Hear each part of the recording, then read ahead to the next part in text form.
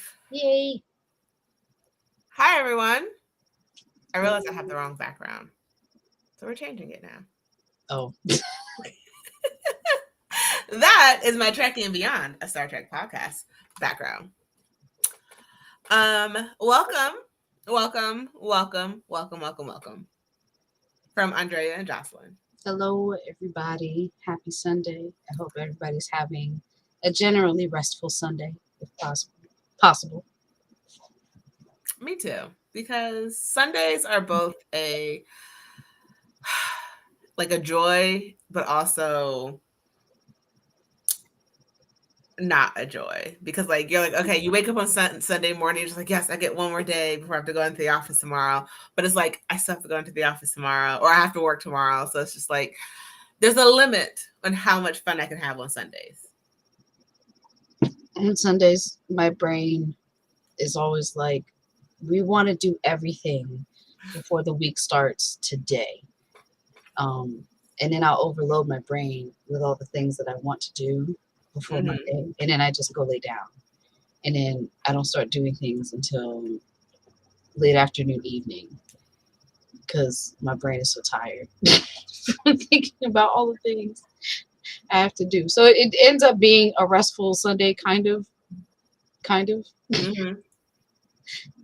I will improve. I will improve. Like I said, like my explanation from earlier, I have a love-hate relationship with Sundays. Just because it's like a limit. Like at a certain point, I have to be like, all right, we're back to the real world. And no one wants that. No. I don't. No. But okay, so welcome on that note to the right. Oh no, work to the create with us. I should change it to create with us. Create with us workshop time slot. The work with us. It's the work with us stream. Yes, work with us. I'm changing it to work with us right now. Because we understand that life is distracting, life is crazy, life is life. There's things you have to do to survive, and your entire world can't revolve around creating your next piece of amazing art, whether it's written word, visual word, or visual art, art you play with. Mm-hmm. So this is some structured time for you and us to get our next whatever work in progress done. There are a couple things you need to make one of these creative sessions as fruitful, yes, as possible. She's in my brain. You need to have all outside distractions away from you. If you can work well with TV in the background, you can have the TV on. But if it's like a distraction for you, don't turn it on. If you need to listen to music, have that on the background for you. If you're like me and you get up and dance when you hear lyrics and you create a whole story to the songs, maybe don't turn the music on. Do music instrumentals only. Yes, and like slow instrumentals. Like, don't be doing your favorite song as instrumental, because you know you're gonna be up there popping it, locking it like you're not supposed to. Have more than one beverage ready. I suggest no alcohol, only because if you get inebriated, you're going to get tired and you're not going to want to work.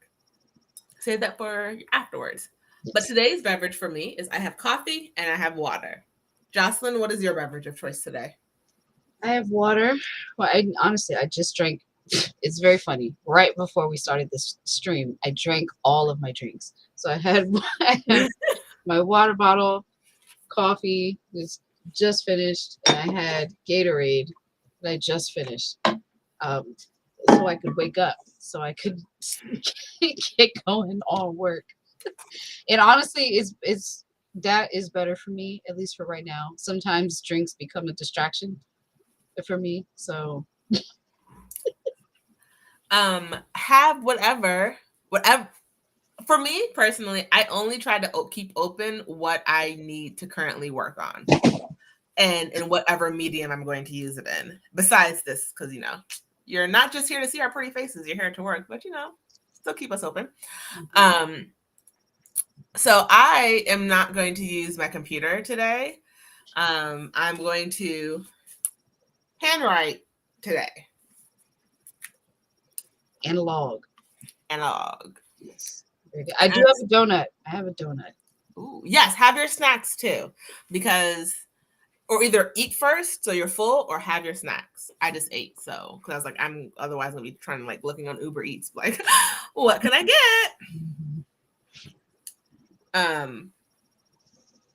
So I am still working on the sequel to Amatry's Magic, which does not have a title yet. I should probably figure that title out. Jocelyn, what are you working on today? A couple things. I'm concept art for a game that I'm working on right now. That I've been putting on the back burner. I've put on the back burner for a little bit for some other projects, and we have a meeting this evening, so I want to make sure that I have something to show for that. So I'm gonna be working on that, and then some bearish stuff. And or you know what? Because I may not show my screen. The stuff for Cerise. So yeah, I probably should do that. I spoke to her today. I told her we were going to go live, and she's like, "Oh, maybe she's going to work on that." And she's like, "I have no idea." No, I need to work on. My intention was to have worked on it before we started. But that didn't happen. I was so tired. So I'm going to open that up right now. Okay, and I'm going to find some jazzy coffee shop music.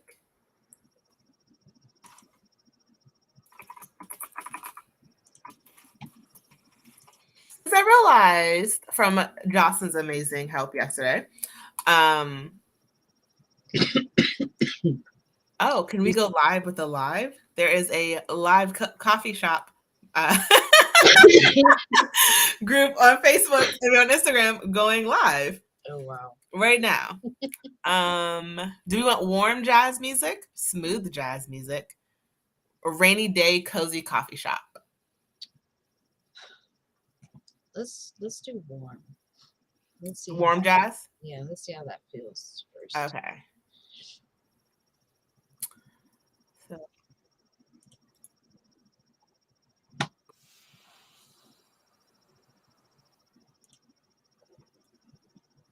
I'll also be looking at bookings. I'm gonna try to have a booking done in the next hour because I don't want to wait too much longer to make travel arrangements. Okay.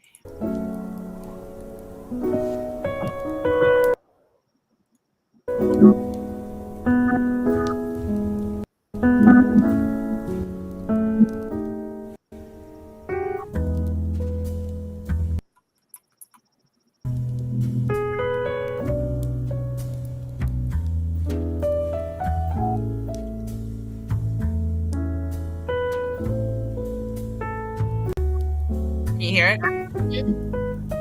It's very good.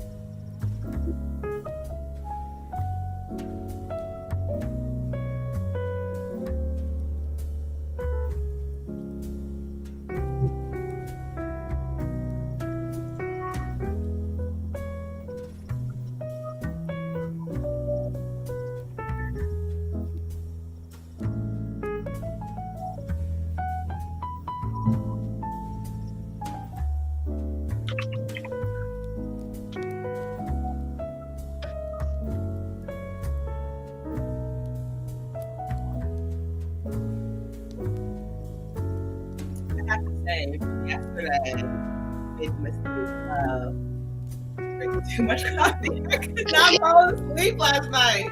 Like, I was exhausted. My body was like, you just supplied us with a ton of coffee not even an hour ago. Why do you think you're going to sleep? Yeah. Like, I know you're tired, but suck it up. So I walked They were like, a couple hours. they said, we up. We got to get active. It's time to go run. It's time to go run a mile. It's time to go chat with your friends. It's time to go. I was on TikTok watching Archer. You were watching Archer on TikTok? I was watching TikTok and I was watching Archer. Oh, okay. I was like, I mean, you know, sure, because, you know, TikTok be having the clips of movies and stuff, like Yeah. whole scenes and stuff where you just end up watching the whole movie anyway. But I was like, are they doing that with shows now? So, They do.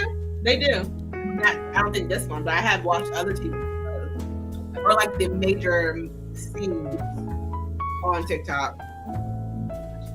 I've caught up. I watched like 90% of my K-dramas that way. Because I don't care what anyone says. A K-drama is a huge investment in time. It's not like watching a normal not a normal. It's not like watching an American TV show. A K-drama that's subtitled. That's dubbed.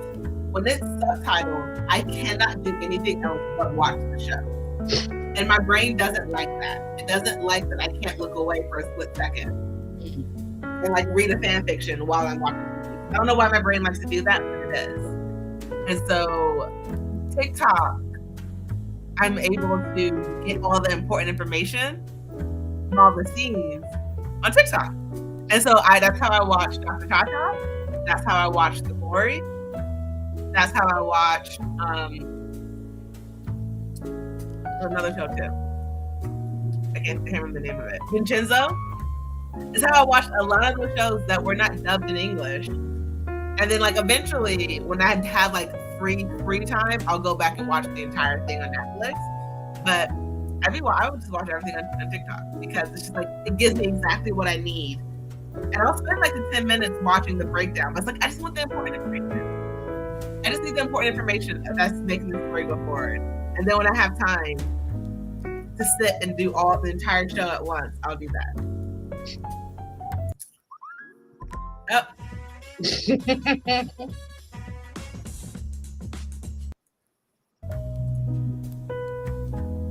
That's pro strats. It sounds like pro strats to me. Huh? It sounds like pro strats to me. Are you talking about the music? No, just watching the shows on TikTok. Pro strats is short for professional strategies. Oh. Yeah. Well, guys, that is my fact for the day because I never heard of that before. You should learn at least one new thing a day. That was my thing. It's like pro tips, pro strats.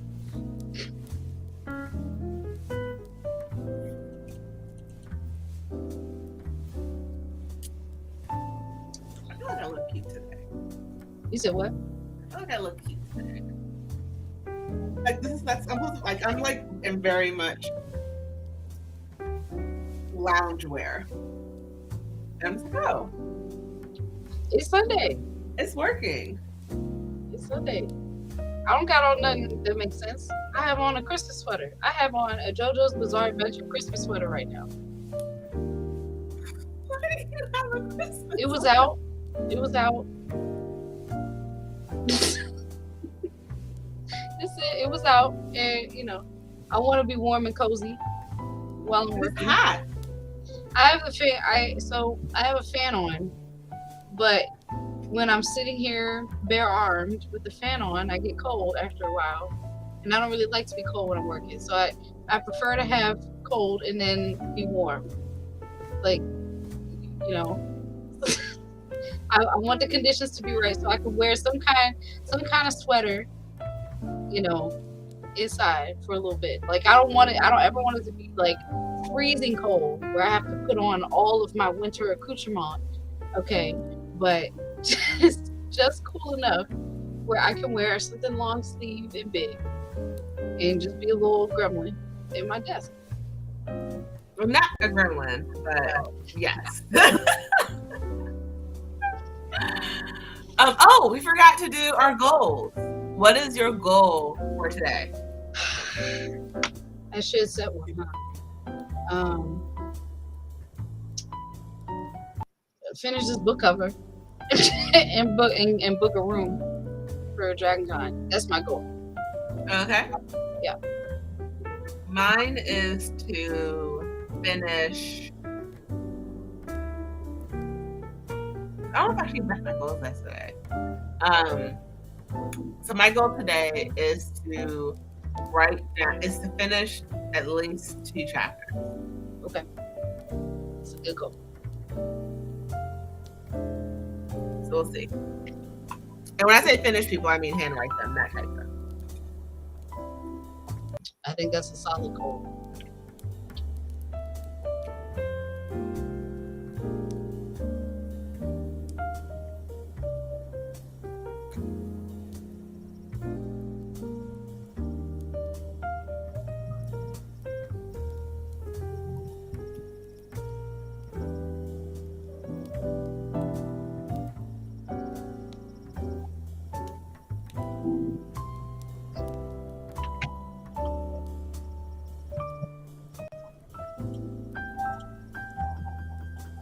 Oh my gosh. Apparently, I don't know my rights for my rights. And I wrote, I'm always right, even when I'm wrong, I'm right. And I wrote, I'm always WRITE. And even when I'm wrong, I'm WRITE. Honestly, I was about to say you shouldn't be editing right now, but I'm glad you caught that because when you would have went back, you would have been extra confused. What was I even talking about? Say. Like, what was I saying? Yeah. Well, we have a viewer. Yeah. Hi. Welcome. I'll put the chat overlay up. If you have, please let us know in the comments what you are working on, and what's your goal for however long we are here for.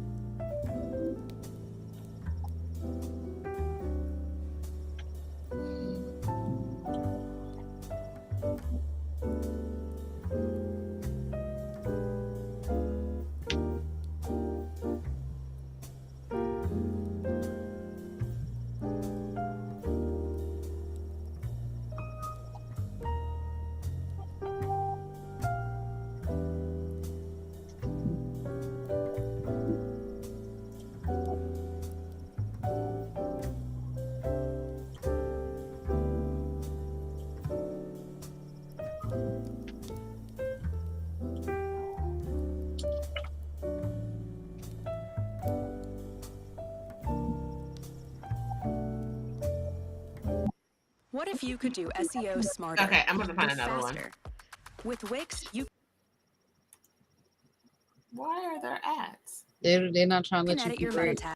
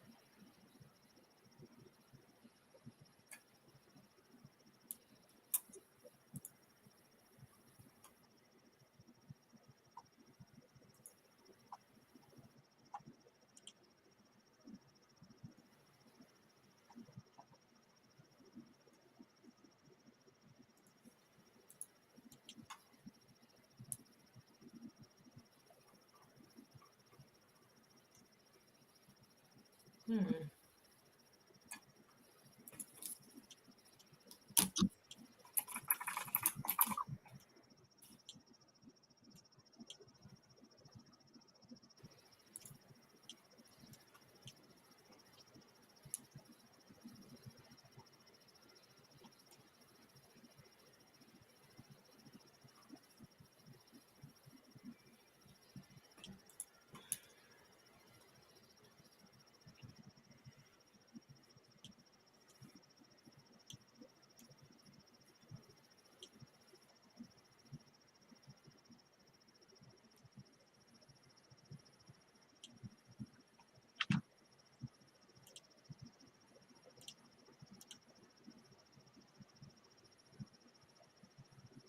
Hmm.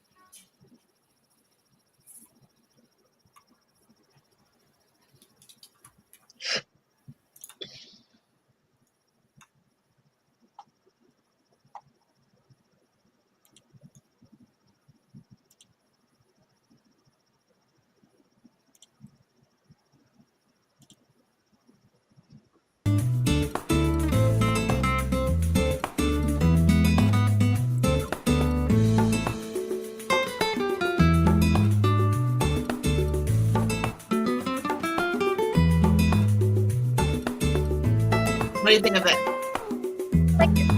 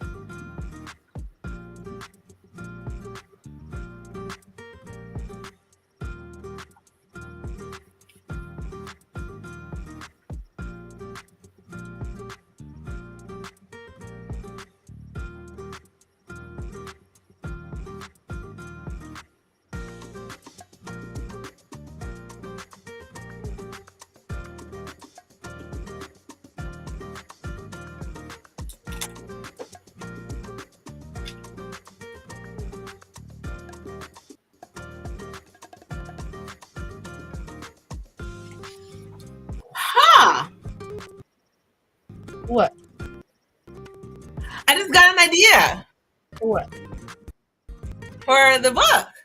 I'm trying to figure out how to bridge part A to part B. Oh.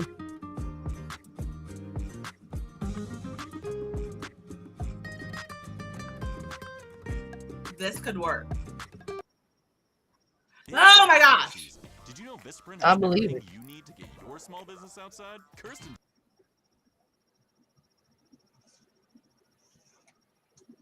I think someone Does keeps on. Vistaprint. I don't know what's going on. Yeah, I don't know what's going on with all these ads today. It wasn't like this yesterday.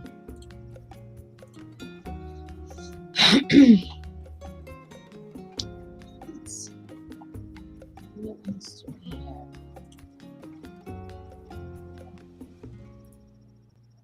Brain freaking blast, Jocelyn. Okay, hold on. I do need to pause this.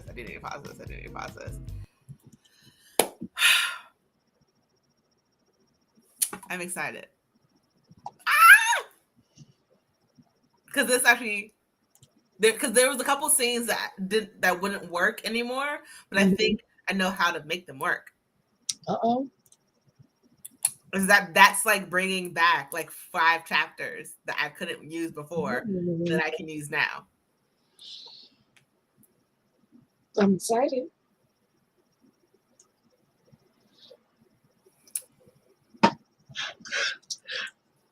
You yawned first this time. I did. I'm sorry.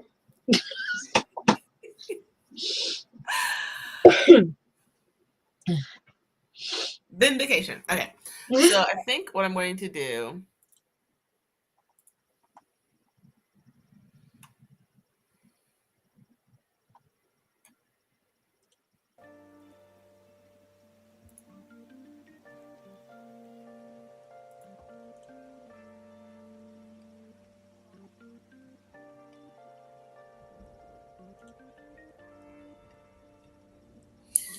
Okay.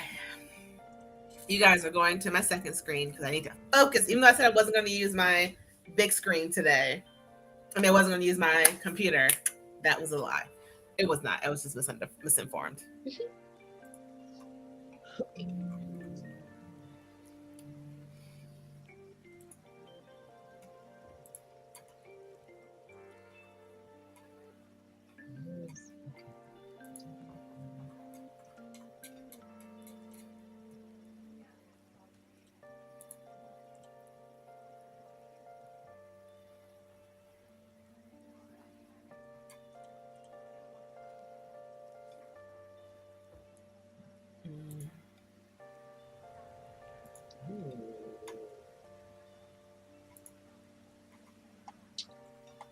Place.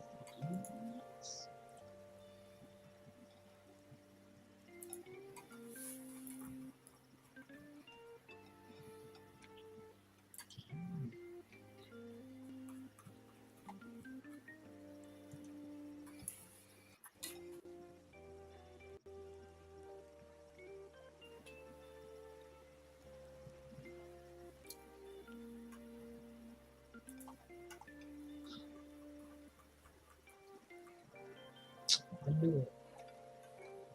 This whole. I'm looking at hotels in downtown Atlanta right now, and I'm looking at the W, and I'm looking at pictures of the hotel, and it looks so nice.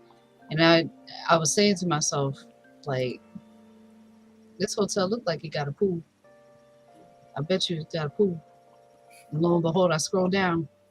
It got a big old pool. The thing's huge.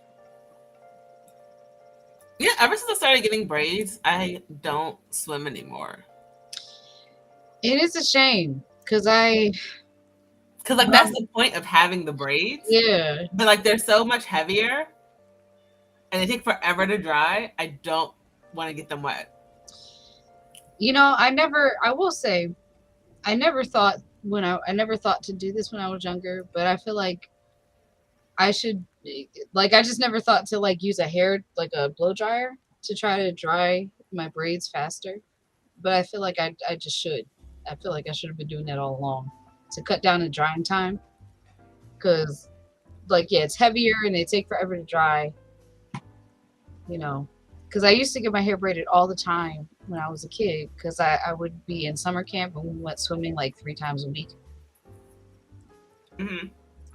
Um, so, but all that to say, I feel you, but I feel like I want to start swimming again. So I might be considering just like using a hair dryer or something, you know.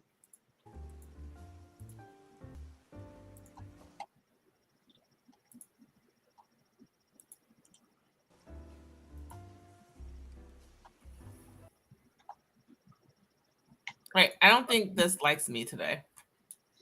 What, the YouTube? Yeah.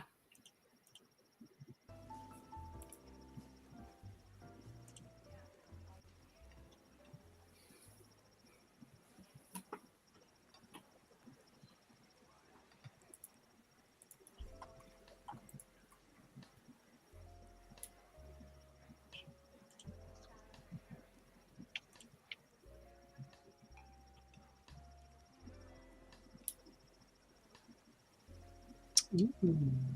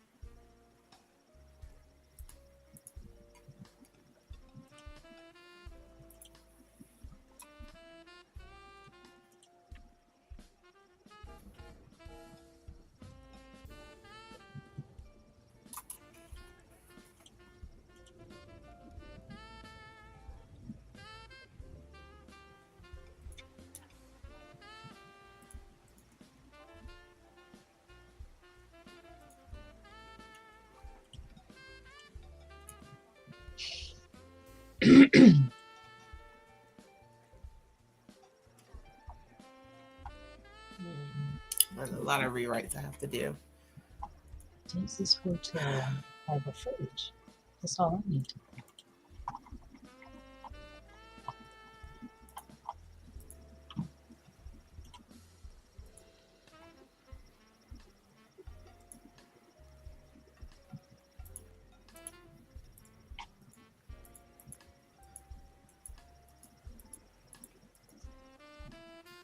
Oh, could that be the title?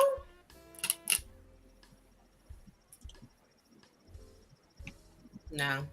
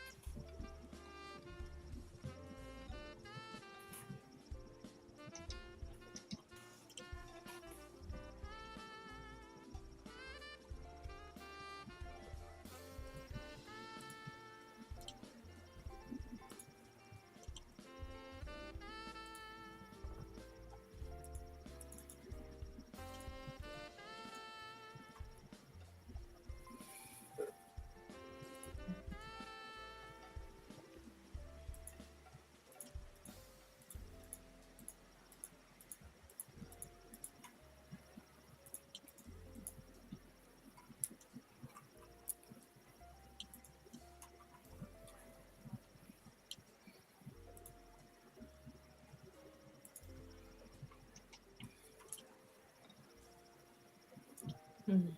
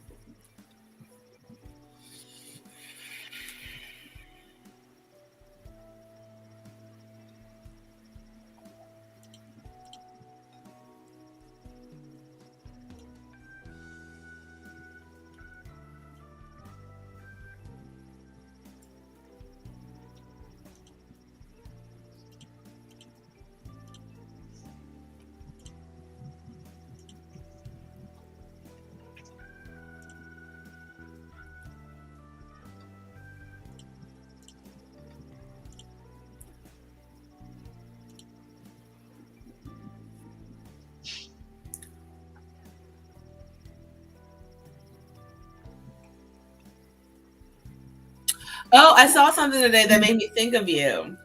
Oh, what? And it was this guy talking about the Barbie movie and the Oppenheimer movie, Mhm. and they said call it Bombs, Brunch, and Barbie, because you go see Oppenheimer first, then you go to brunch, and then you go see Barbie. Yep. Yep. Yep. And I was like, Jocelyn would like that. Yep. I'm trying to figure out the best place to do that. So I'm gonna talk to some friends and see what they feel up to, where they're willing to go. Just I'm trying to make like an event page on Facebook so I can invite my friends to it and all that stuff, so I can start talking logistics with everybody and figure it out. You know, because I'm looking at Saturday, and I want to make sure whatever day we go see these movies is the best day for everybody. So just a lot of logistics. Mhm.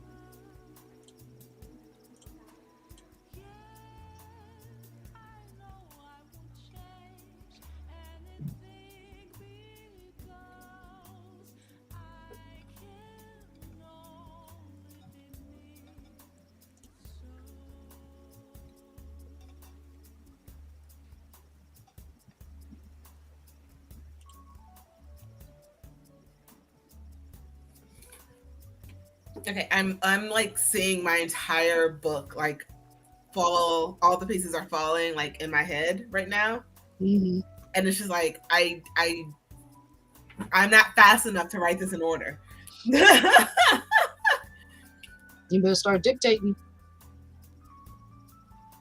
But like I'm not even like it's happening so quickly that like I can't even focus on one part because like it's like this is happening. This is I can see it, but I can't. I'm trying to write it down.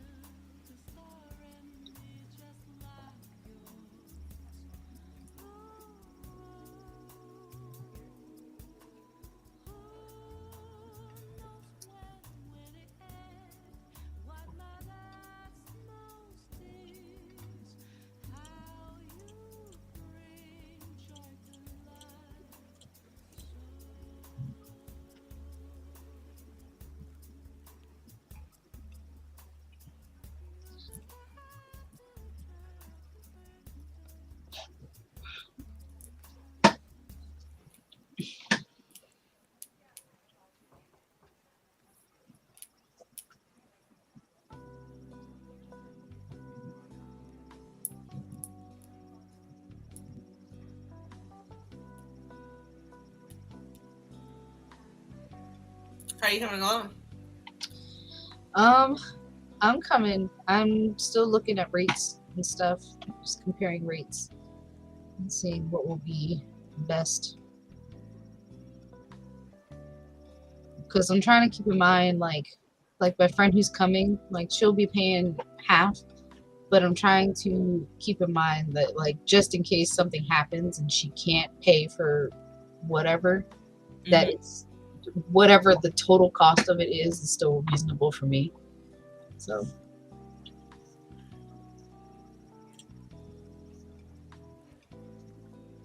All right, let's see. This rate is not bad.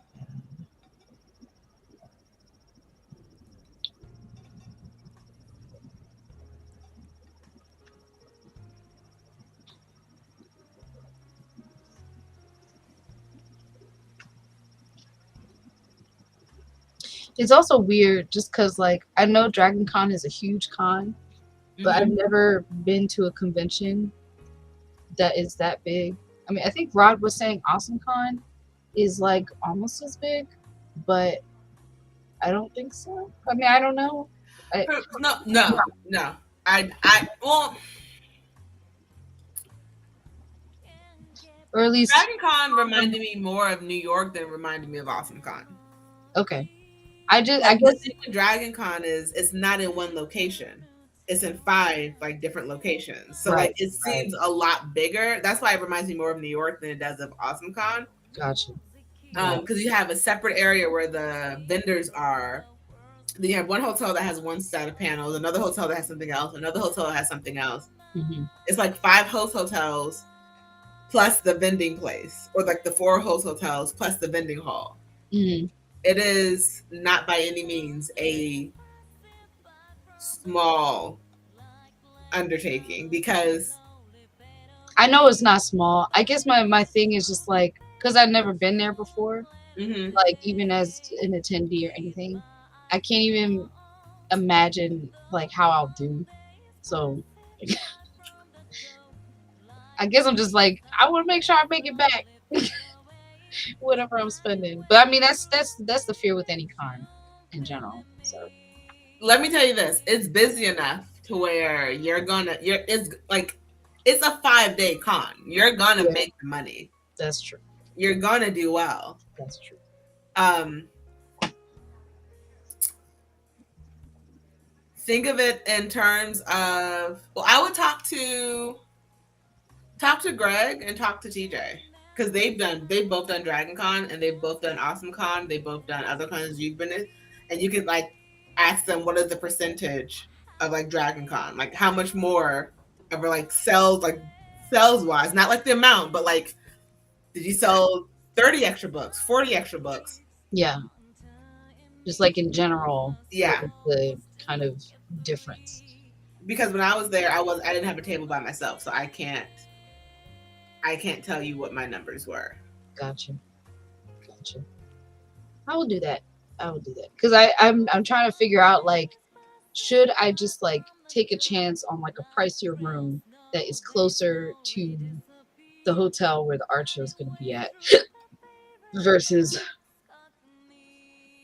something cheaper further away or something, And I know I'm probably overthinking it. You're not. That's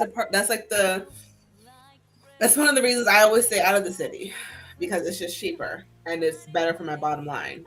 But put on a Google map and look at the the distance, and like let's say Uber from the pricier place to the hotel, if it's like less than a mile, it's gonna be like what, $5-10. Mhm.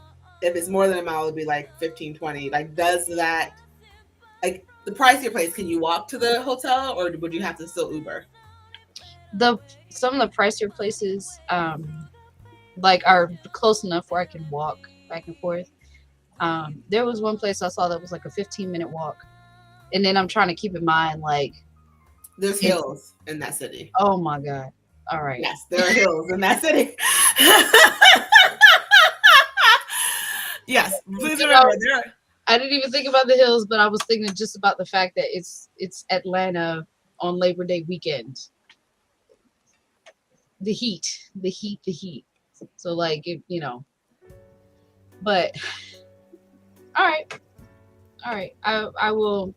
Let me get my phone so I can pull up Uber and calculate that stuff. Calculate how much it will cost, and then does what you're saving on the hotel equate to what your Uber cost is? Yeah. Because if you're saving like $100, do it. If you're saving like $5, it's not worth it. Yeah. All right. Let's see.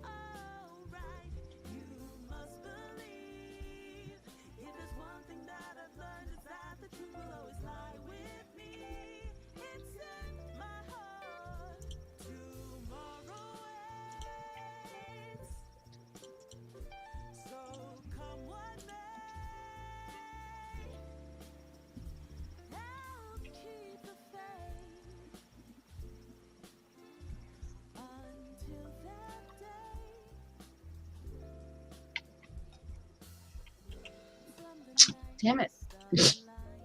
What's wrong? No, my mouse is like a gaming mouse, and it's got like 2 buttons on the side of it that acts like a back button. And it just backed me into the previous screen by accident. Ah. I got nervous because I thought it was gonna mess up my whole situation I got going on. These rates. Oh, we have another listener. A viewer. Viewer. Welcome to the Work With Us. If you're there, Jocelyn and I are doing things that we have been procrastinating on. And those things are my sequel to my book and her booking travel for a con she's going to, plus working on a cover for someone else. Did I remember correctly? Yes. Yay. Let us know in the comments and the chat what you are working on. Or if you're just here to watch us and hang out and listen to music.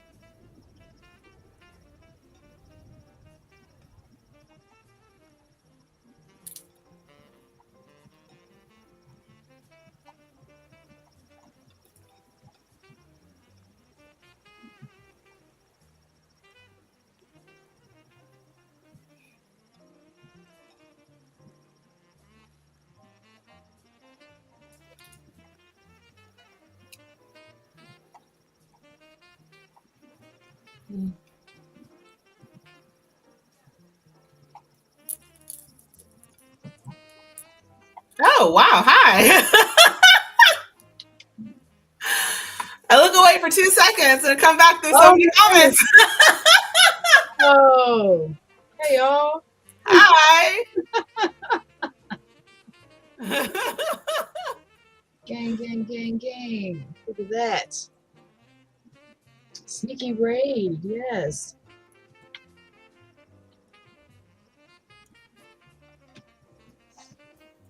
Well, welcome.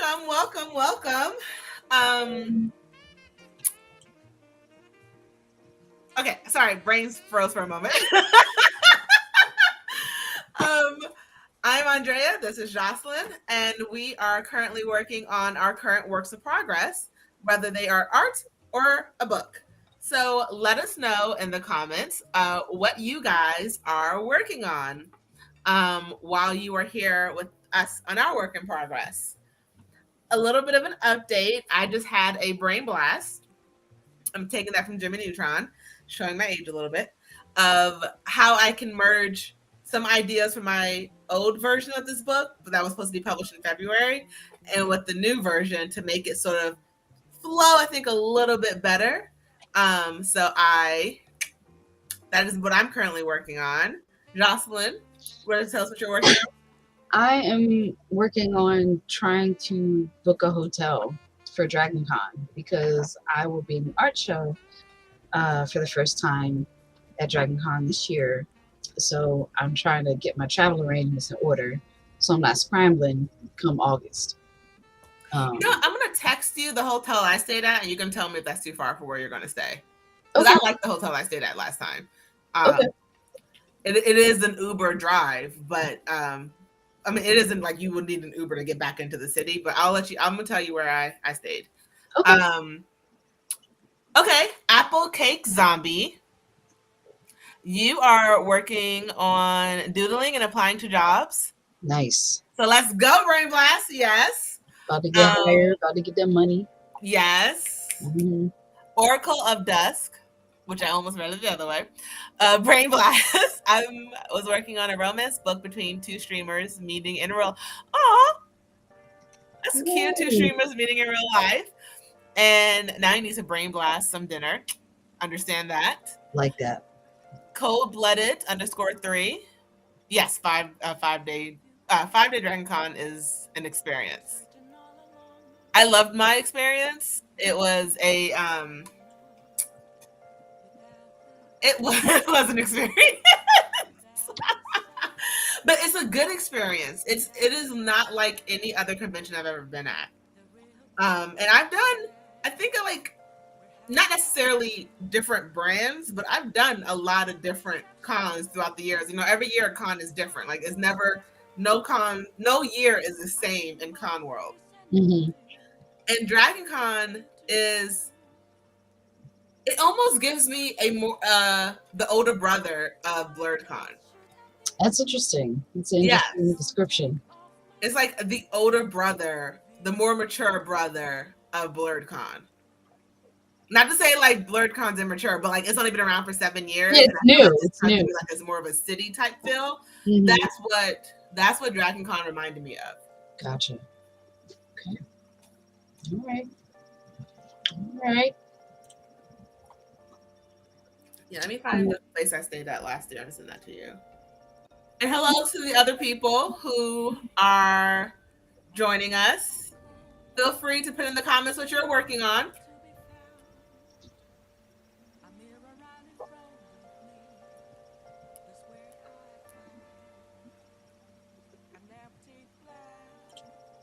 Why am I not signed in?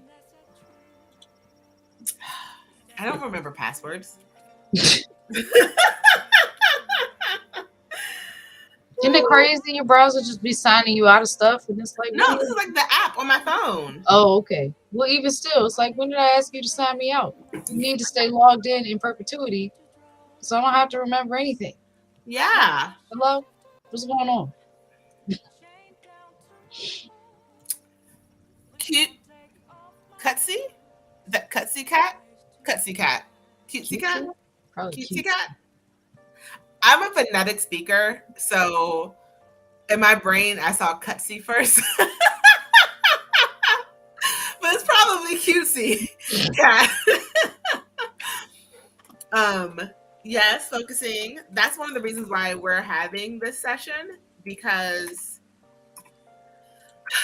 I had a very like quote unquote productive day, but I didn't get any writing done. And so like this is like need time to focus on writing.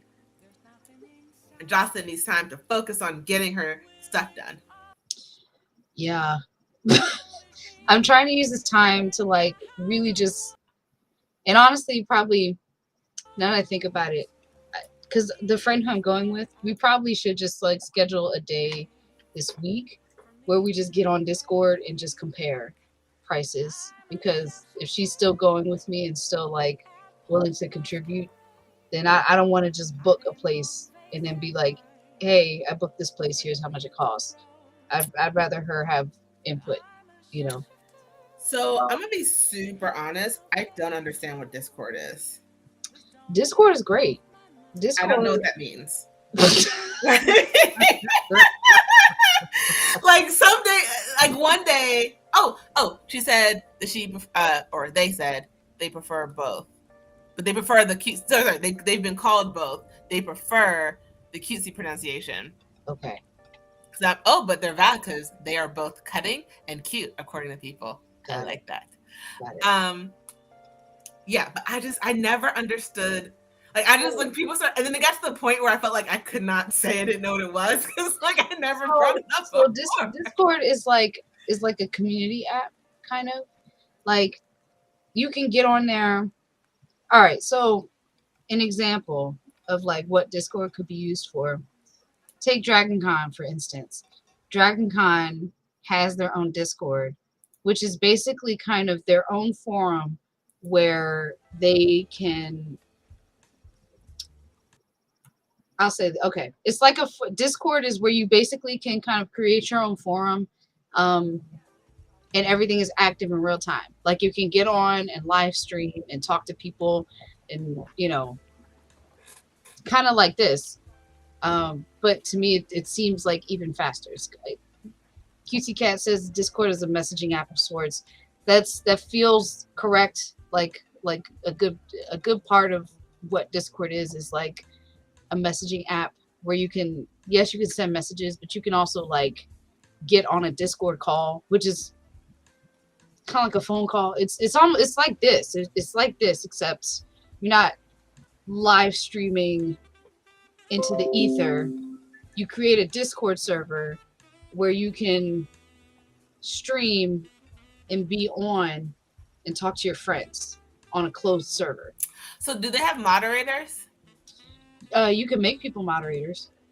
Okay, because I keep hearing like fanfics and like I keep reading fanfics and they keep talking about, oh yeah, I'm moderating this Discord, and I'm just like, I'm gonna act like I know what this is. I was like, I just can't do this. I can't do this. I can't. I was like, I need to say I don't know what this is. I'm not that old, but I'm old enough to where it's like these new things. Like, I just learned what Thread was a couple days ago. Yeah, I can understand, like, without seeing it really, it can sound kind of abstract. But once you are on Discord, like, so it's like, is it similar to like Reddit? Kind but of more Messenger? Yeah. Okay. Yeah. But also with like this component that we have right now, where you can get on, you can get on the mic, chat with your friends, you can get on the camera, you can share your screen. Like, a lot of people use Discord for they use Discord for all kinds of purposes, but like Discord is good if you want to like stream and play games with your friends. Like, say you and your friends want to play Overwatch together, you can get on a Discord server, be playing Overwatch together while you're on a Discord call, so you guys can chat with each other while you're playing Overwatch or something like that. Or even if you wanted to have like a writers group where you have like a productivity work session, but you want it to be closed, you could use a Discord server for that. Like, you could make a private server where you invite your friends, and you all can get on a Discord call, maybe share your screens, because I think you can share more. Yeah, you can share more than one screen. Yeah, it's more real-time video voice version of Reddit. Yes. Yeah. Okay. Yeah. I am learning things new. This is my second thing that I've learned new today. Thank you, Jocelyn. You taught me. But yeah, I love. Thank you, everyone in the chat who's helping me understand it too. Yeah, I love Discord. I think I played Mass Effect. Like, I got the legendary version when it came out. That was my first time playing like Mass Effect at all. And I think I streamed me playing Mass Effect for my friends on Discord. And it was great. It was a good experience to just share in that. And you can have like watch parties and stuff. 8.5 hours to write 3K. It is doable if you don't look at every word you're writing. I find that I write the most when I don't focus on the word count. But if I'm like, okay, I need to get 3,000 words, and then like I check my word count like every 30 minutes, then I never hit the 3,000. Yeah. So I would recommend maybe timing yourself into like 10, 15 minute increments and just like writing, no editing, taking a quick little break. But don't focus on your word counts until like the very end. Yeah. And if you don't make it to 3K, it's okay, because you wrote what you were supposed to write today. Yeah. Some Discord servers have designated pet picture threads, and I love it. Yes. I have to say, I don't think I could ever live stream me playing a game. Like I got the new well, I'm gonna be honest. The main game I play is The Sims. No one needs to see me play that game ever because like I just no. But then like I've played Dragon Age. I've played, was it Mass Effect? No, it wasn't Mass Effect. Is Mass Effect the one where they're in space and like they have those like little shiny suits? Yes. Oh, maybe it was Mass Effect that I have. I don't know. I got on E. I got it. I can't remember. I was running out of space on my computer, so I've had to like uninstall some games to like make sure my computer can still do what I needed to do. That's exactly so fair enough. Like I'm super honest though. If I like just go to my desktop and like update it, I could probably use that for all of my gaming and not my actual laptop, which is a gaming laptop, but like is running out of space. But I just got the Harry Potter Legacy, the Harry Potter game. I can't remember the name of it. I just know it's the Harry Potter game. Hogwarts Legacy. That's what it is. And like, I need no one to watch me play that game. Like, no one can. Like, I feel like I would make so many more mistakes. I had to get my brother to beat a level for me. I could not figure out the flying. And then so my other brother gave me his Xbox controller, so I can like use that instead of my like keyboard when I'm playing on my computer.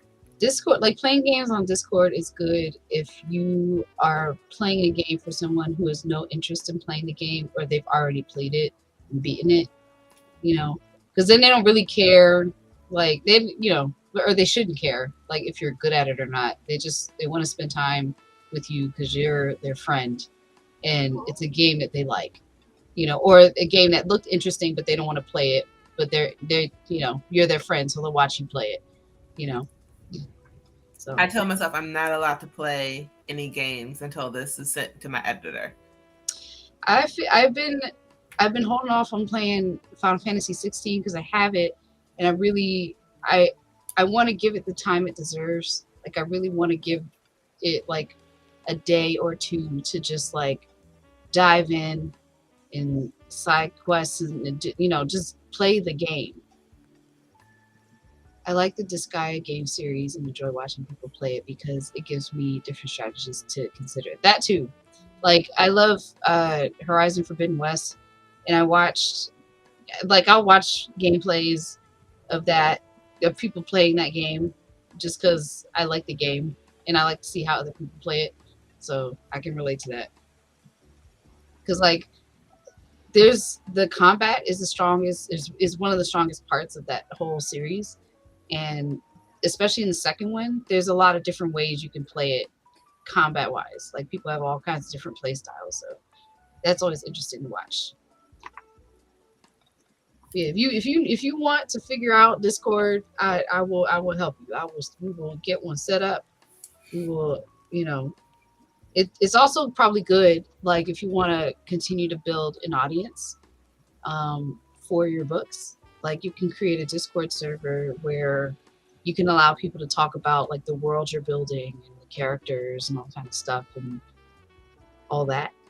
So it's definitely something to consider. I don't feel as old anymore because I've learned what a Discord is. So I was like, oh gosh, I'm turning into my mother when she's like, what is that? Like, there's so many new things. I just can't keep up. I had a friend of mine, she was talking about how she was going to, we're going to DreamCon together. And I think she told her mom, and her mom was like, where you going? You going to the anime? And I think that's what she calls like just conventions. Like, you going to the anime?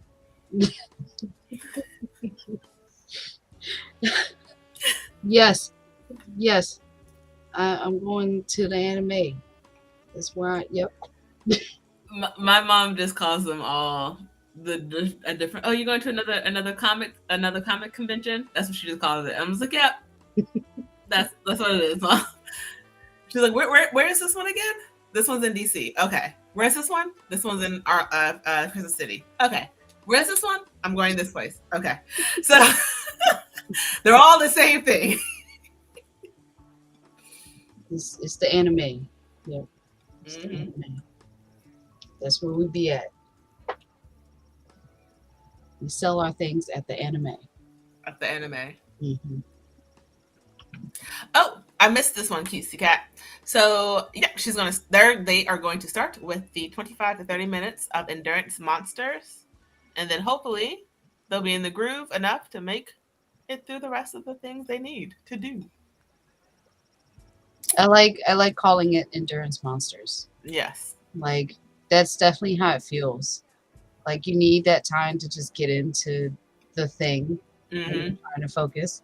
And if it does feel like it all like it feels like every time without fail, it feels like whenever you're starting a brand new RPG and you're fighting monsters and you're under leveled and you're learning all the strategies, it's like you have to remember how to even do the thing that you like to do that you do all the time. I don't know. Just feel that's correct. Endurance monsters is what it feels like you're fighting for like 30 minutes before you get to access the flow.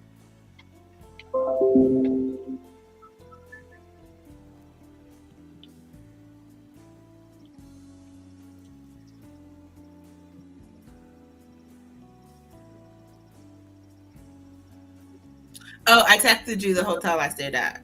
Thank you.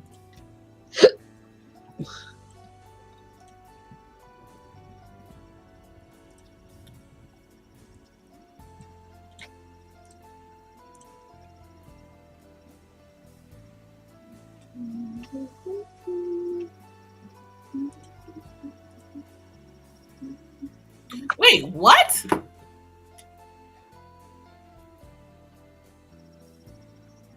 Yeah, I use a site called that gamifies writing, so they are actual endurance monsters. Ooh.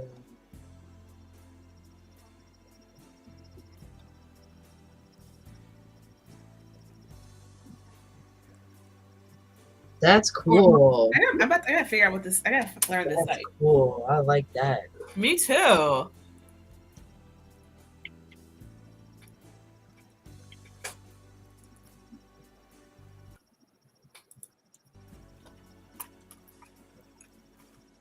How any of that works? Let's do this.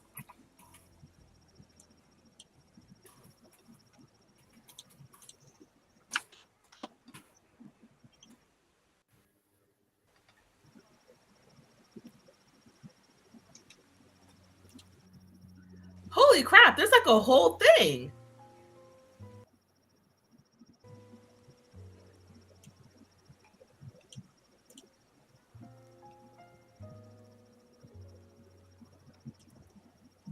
That's cool. Let me see.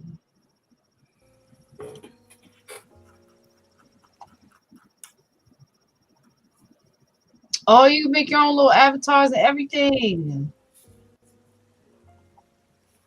$4 a month is not bad to like force you to write. You know. Cool.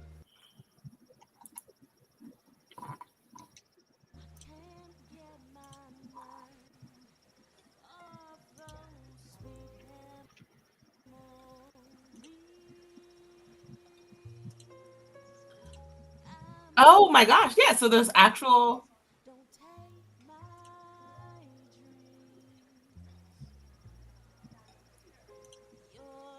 This is cute. That's neat, man.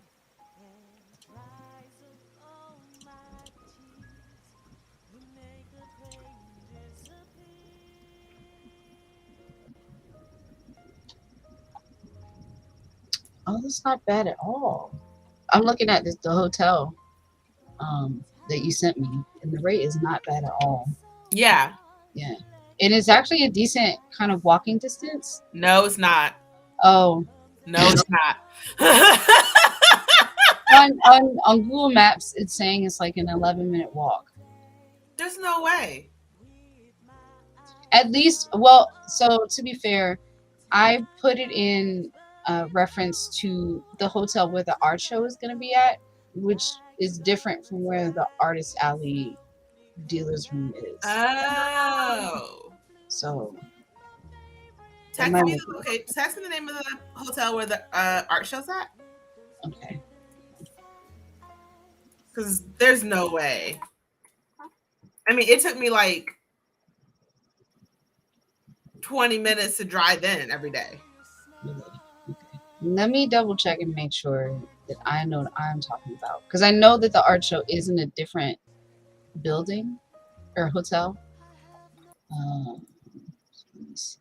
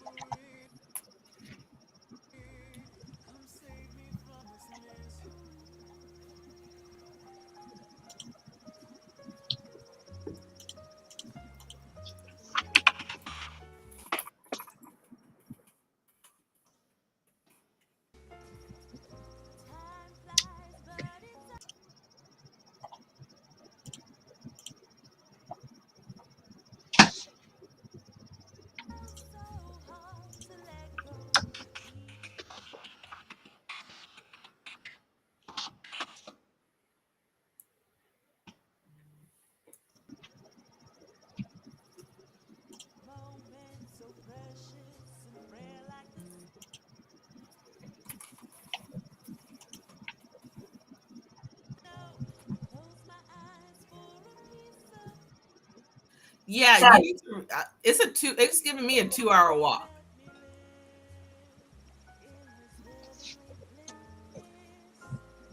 15-minute drive.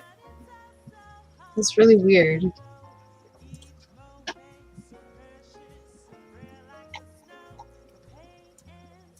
right, hold on. I'm gonna text you the address of the place I stayed because maybe a different hotel came up for you.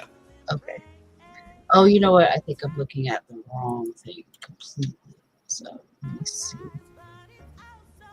Because like I don't want you to think that is a quick walk because it is not. Yeah, I think I put in the wrong thing. So Okay. let me double check. But hey, if that hotel rate was better, No, definitely the rate itself was very good. So,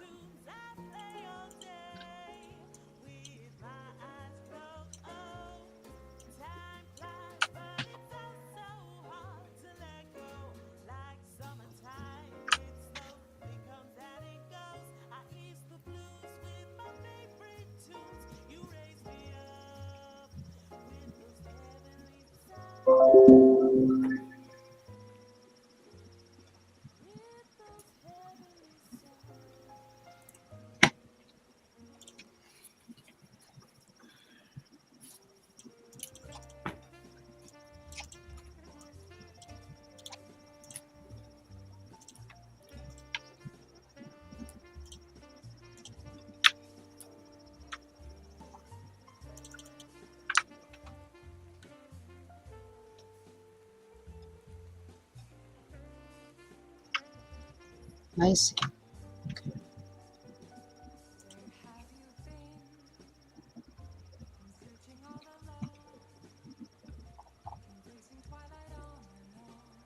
I think there are 2 locations for the same hotel that you sent me. there can be multiple types of that hotel, but there can be more than one look. Which rate is better though? The one I sent you or the other one? Let me check. I just looked up the name of the hotel that you sent me, and the rate looked good. So let me look at this.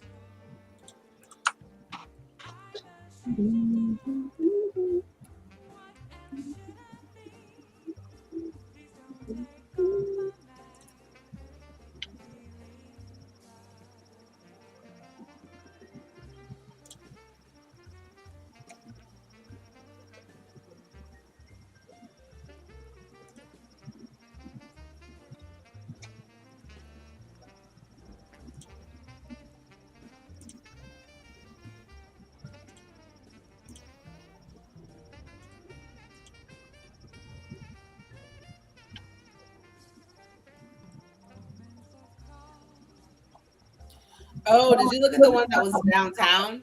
Hmm. Yeah, that's not the one I sent you. I sent you the other one. Yeah, I'm looking at that one now. Yeah, the one downtown I think is closer. It's a lot closer. Let's see.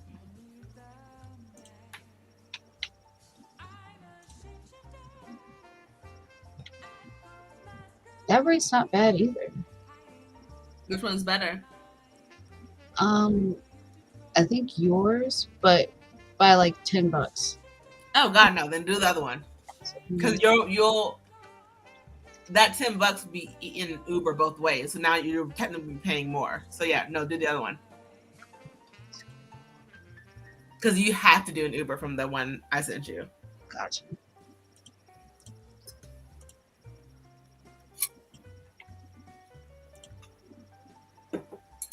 Anyone else who is watching, feel free to drop in the chat what you guys are working on.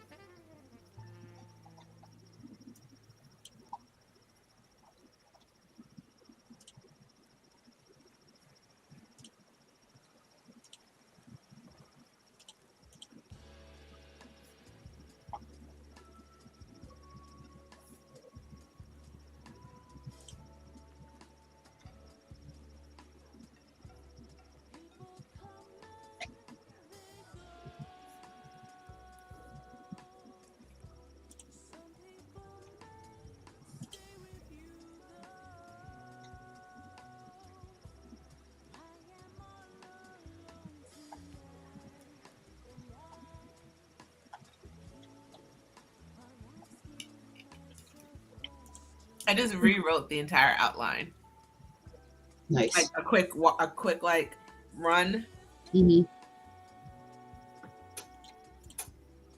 to like incorporate the changes that I just made. Fabulous.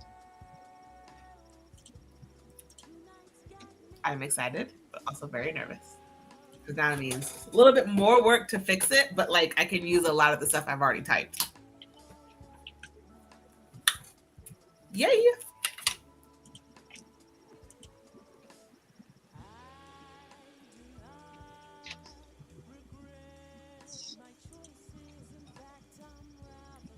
I need to take a quick potty break and coffee break. I will be right back. Okay. Anyone else who has been sitting at your computer for a very long time, take a stretch break. Because I know yesterday when we finished and I stood up, my legs were like, sit back down.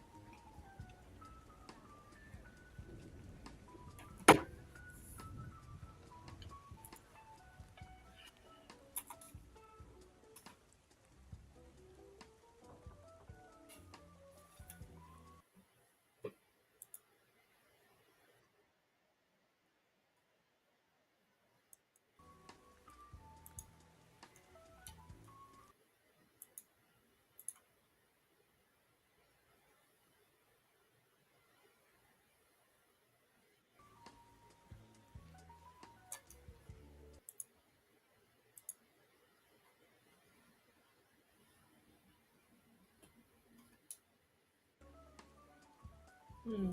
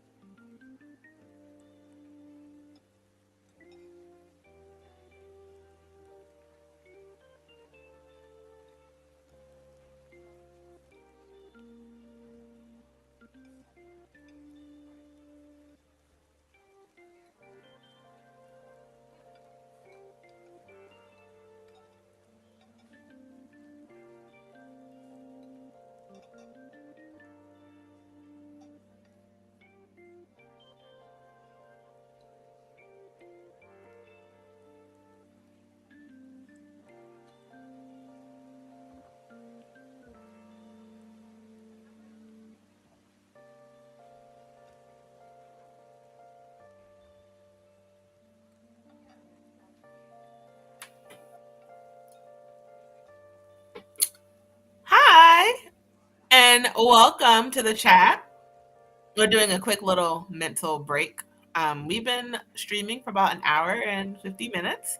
And we are currently working on different projects, works in progress that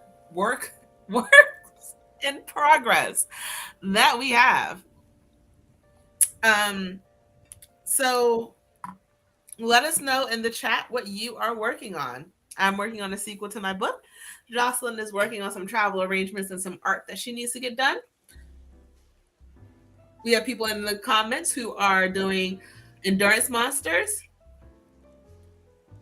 2, I'm guessing Vises or Monsters defeated. 3 more to go. Perfect.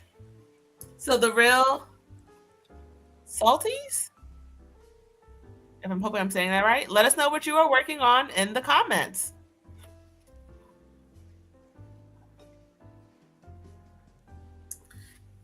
Well, wunderbar on defeating them.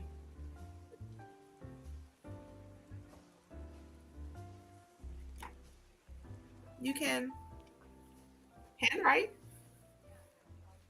or hand draw or just relax and listen to the jazzy music with us. Well, when you get it back, what will you be working on? Are you a writer, an artiste, a creator, sculptor? Well, if you need your computer, probably something with your hands or art.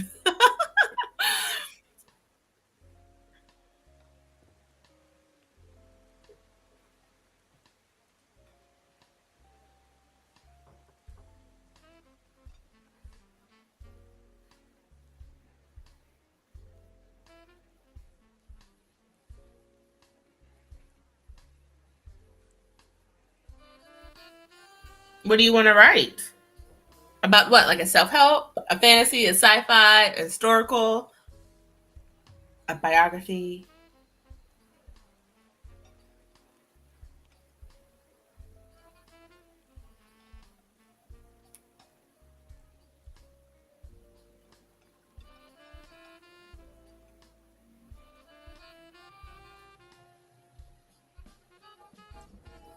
Then back. I put on a fresh pot, so I gotta wait for it to brew. I incorrectly bought an espresso machine, and that has ruined my coffee game for the rest of my life, because if it is not strong like an espresso, I can't drink it. Fair enough. We have a new viewer. Hello, And Archie. they are working on a book once they get the computer out of the shop, and it's sci-fi, and they've had a few ideas on it. Uh-oh. And the cutesy cat has defeated 2 Viz, which is a 5-minute endurance monster. Don't know how to start it to get to the point where I have my ideas at.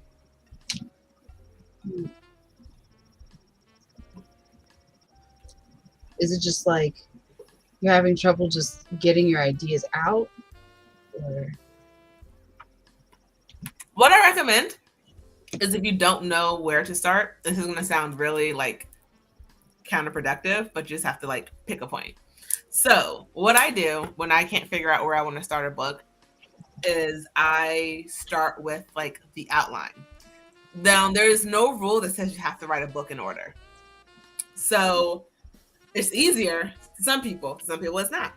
I personally like to know exactly how the book is going to end, and sometimes I might write the ending chapter first so I can know where everything else I do has to go to. So I know I can't like go too far off the rails in the beginning. So what is the point that stands out to you most? Like, what is the idea that is like the headlights? What is the one that's like glaring at you? And then start writing that scene as you see it in your head. For me, I see my books as movies in my head. Like, I can see a visual of them happening. If you see, or if you like have an idea, or whatever idea is the biggest, write that out. And I, for one, know it's very hard to stick to that, because sometimes like, oh, I have this idea, let me start typing. Sometimes you just got to outline it, or maybe just like outline that chapter that you see. So like pick the point that's standing out to you the most and start there.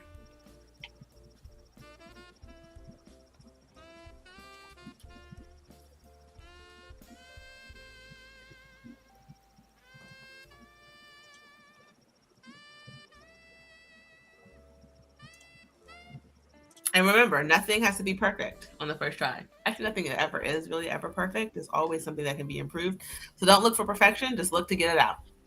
Also, don't listen to stories where people talk about, yeah, I got it right on the first try. They're lying. Like, Maybe their version of the first try doesn't include the months and months of outlining in their head, the thought process, or all of that stuff. or their years of experience. Yes.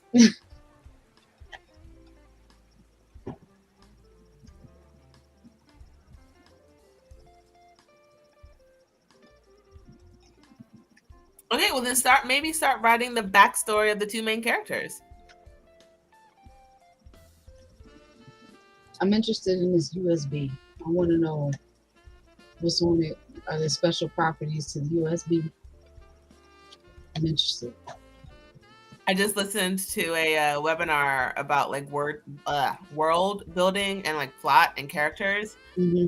and she'll always start her books with a quick little world building time. But to always be careful that you don't spend too much time trying to build the world that you never get to the book. Yeah. Also, I feel like plot holes are inevitable. I mean, you want to decrease them as much as possible, right? But like, I'm not a writer, so maybe defer to her for her writing advice before you defer to mine. But I feel like, when I'm consuming media, if I'm bought in, I'm bought in. If there's plot holes, I'm not really looking for them. I don't know if that's helpful. Don't worry about it. You know what I'm saying? Just like, just get it out. So when people ask me how long it takes me to write my books, the first book I wrote, Adelathea, it took me 5 years to really get that book done. And I realized that because I spent so much time creating the backstory for the world that I didn't focus on the actual story. And where's my claw? There it is. And I spent so much time like world building that I couldn't get to the story. And now as I move forward, I don't spend as much time on world building, but it is still an important factor to like figure out the book. And then don't think you have to figure out, it's like if you're doing like a trilogy or something, don't think you have to figure out the entire world on your first book because things might change. And the first book is always the smallest world and it grows as you continue on. Those are not my words. Those are the words of the speaker I was just at. I cannot claim credit for that because I was taking some notes.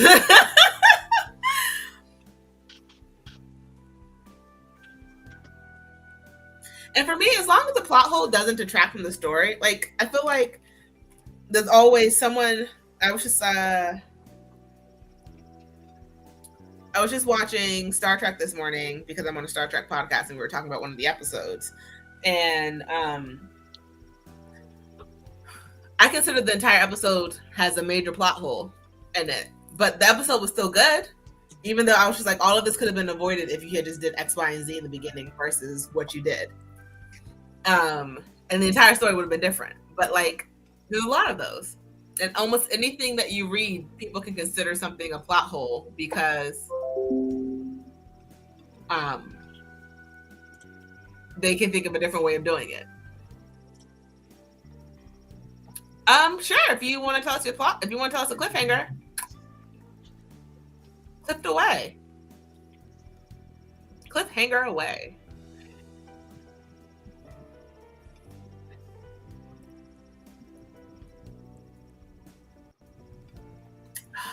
Whenever I change screens, I lose my entire chat. I have I booked don't my know why it hotel. doesn't. Huh? I have booked my hotel for I Dragon lost Ball. the entire chat. Oh no, Yes. I can still see it. Okay. It's not. Is it still in the overlay?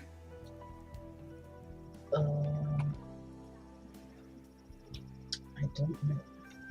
Like, do you still see it on the actual screen where you are? Yeah, Okay. he didn't post the cliffhanger yet. I don't know why it does that. If I move this from one screen to the other screen, I can't see any of the previous chats anymore. Gotcha. I don't know why. Yeah, I booked my room. I did it. I'm very happy. Now I need to book my flight. I'll do that another day. You haven't booked your flight? I will. It's coming.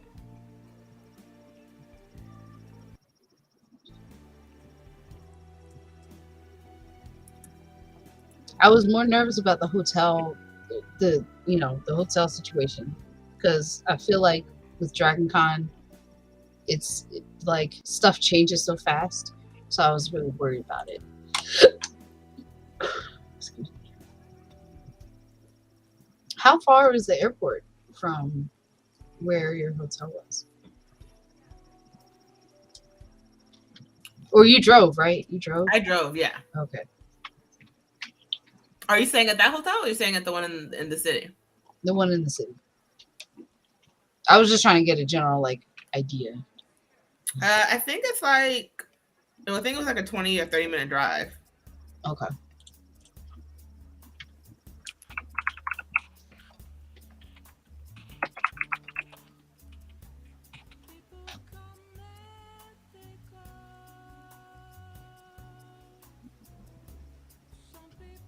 Did she post a cliffhanger yet? Just make sure I didn't miss it. The cliffhanger is the male main character gets trapped in a portal and is in another universe similar to him. Yeah, let me open this up on Twitch so I can see the chats there, maybe. Sadness.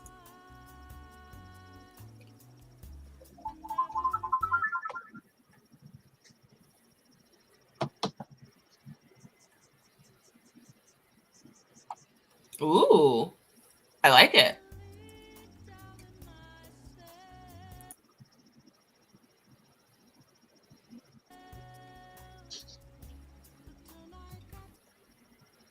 I think that's a good cliffhanger. It's very interesting. Now I'm curious. I'm curious how all of the pieces weave together. So the Shadow Legions and the USB. And now we got portals in multiple universes. I'm curious. I want to. If you don't have it figured out, that's fine. I'm just saying in general, because you've presented these pieces, I'm just curious how they all intersect.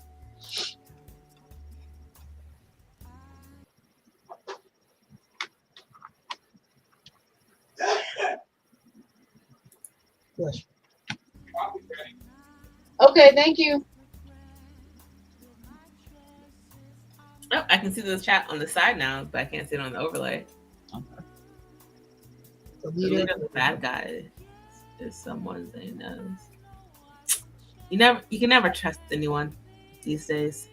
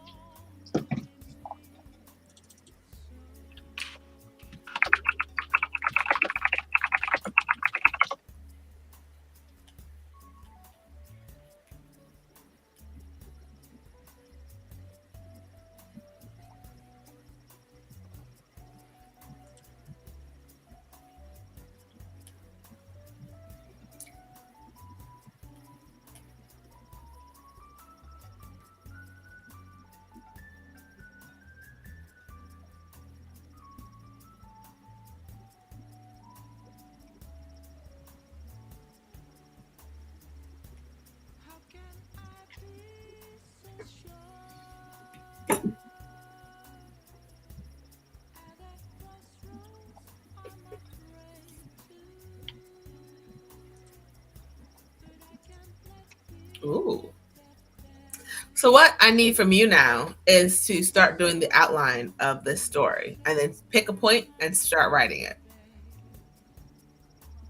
Because the book can never get done. And I am an advocate for handwriting. I bought this remarkable tablet.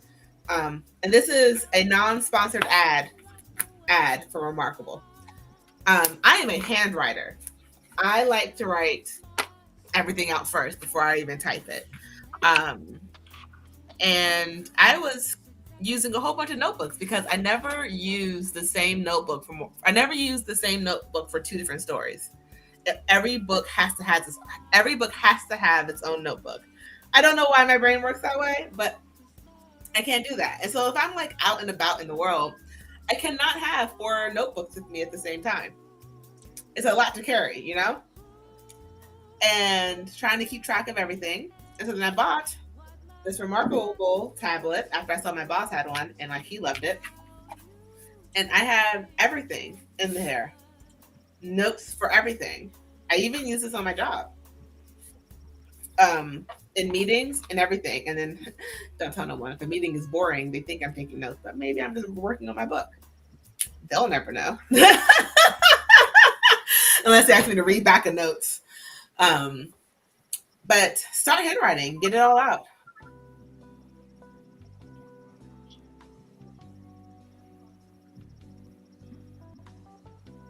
Oh, there's some conspiracies in this story.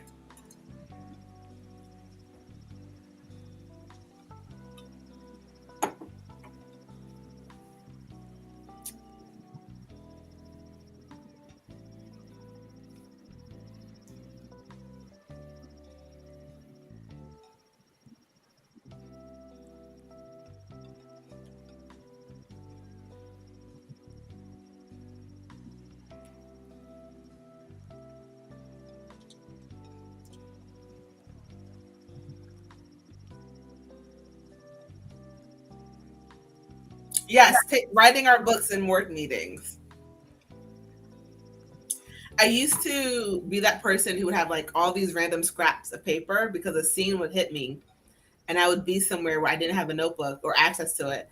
And when I used to be a server, I would print out the receipt paper and write out the scene on the receipt paper and stuff it in my pockets. And I would get home and I would have like so many different pieces of receipt paper.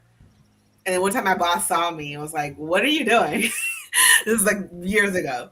And he asked me, what was I doing? And I was like, I'm writing my book. And then he saw how many little slips of paper. He was just like, I really hope you publish that one day. And I was like, thank you. He was cute too. You know who you are if you ever see this. No laugh, Jocelyn? Okay, I thought that would have been funny. I'm sorry. So what are y'all talking about? I was saying how I used to write when I was a server. I would print out the receipt paper. Oh. And I would write scenes on that because like I always had to, like I couldn't always have a notebook on me, or I didn't have the right notebook on me, and I don't cross-contaminate my notebooks when it comes to books. Gotcha. And then my old boss when I was a server saw me and was like, "What are you doing?" And I told him I was writing my book, and he's like, "I really do hope you publish that one day." And I was like, "Thank you." And I Oh, said, "It's cute." we love a You supportive are if you boss. ever see this, huh? We love a supportive boss. We do. I was a horrible server. Like I owe my boss's boss, the head boss, an apology. Like I'm just so sorry. I sucked. It's a hard job. Not a good server. It's a hard job. I've never done it, and I don't ever want to do it because I know it's really hard. It is so hard. It is so hard. Be nice to your service people. You have no idea how annoying how annoying the average person is when it comes to ordering food.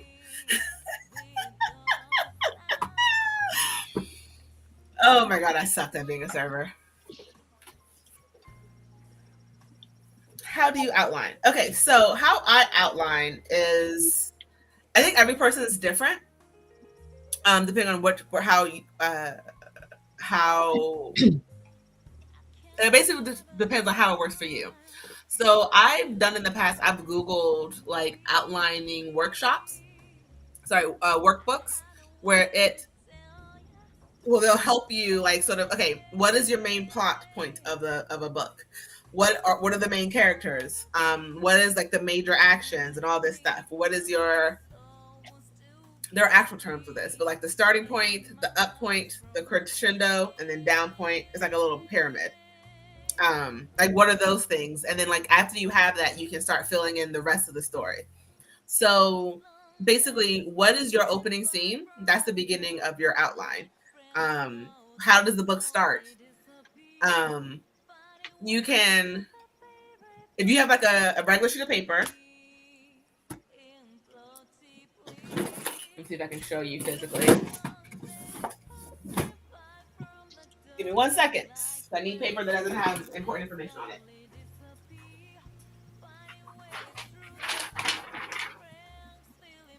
Okay, so take your sheet of paper. Any size could work.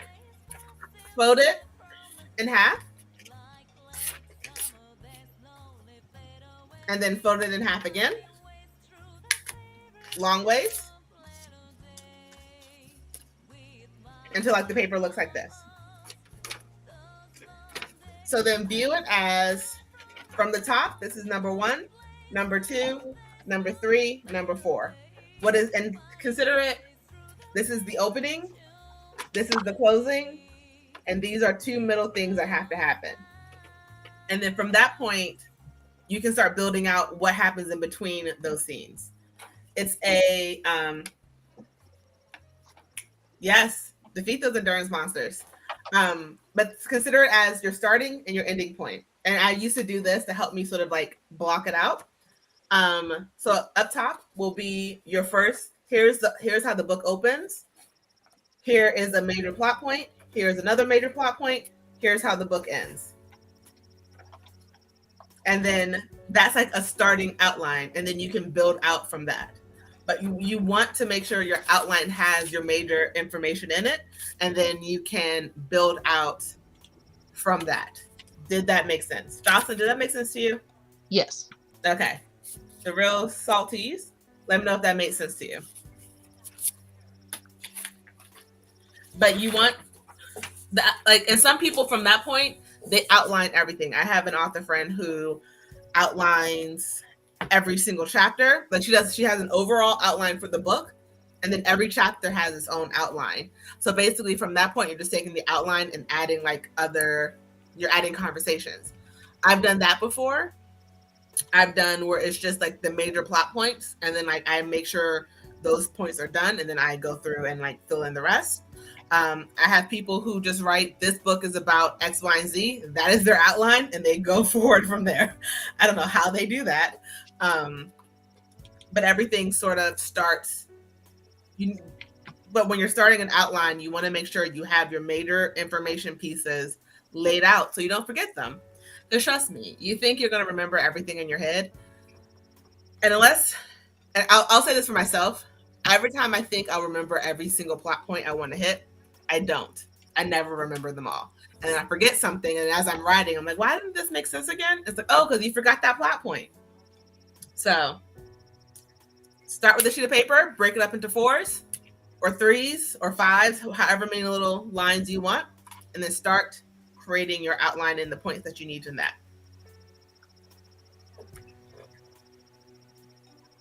So I've moved you guys to this screen. So like if I'm looking over here, I'm actually looking at you, like looking at y'all. If I'm looking here, I'm just looking at the camera, but my screen's on this screen now.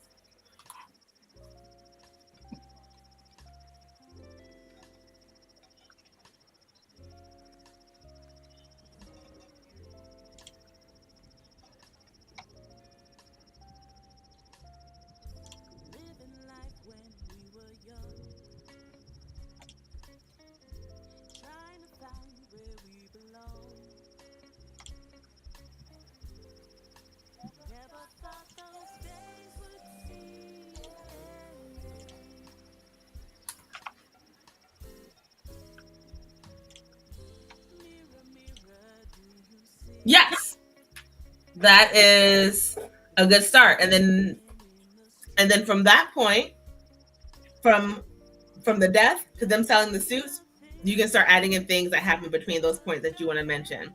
And then between selling the suits and then Zane getting trapped, what are some other little things that happen? But if those are your 3 main points, make sure that's the crux of your outline. and then start filling in the everything else where it fits in.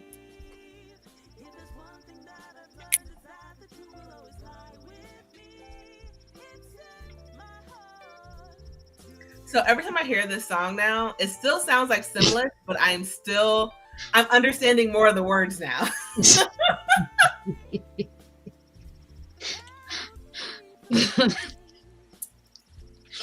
That's fair. It takes a minute. It does take a minute. It takes adjustment.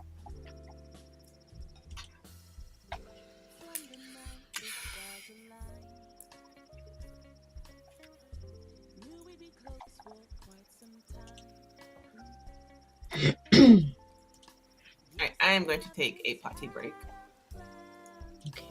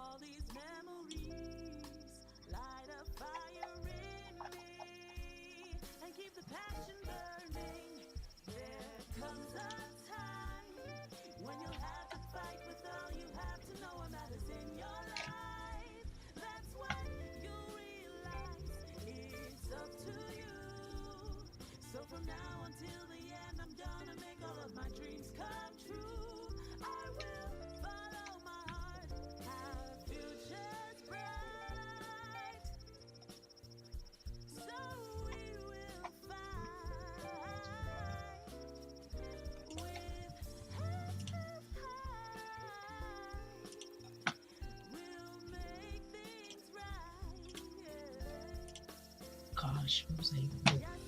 That's right.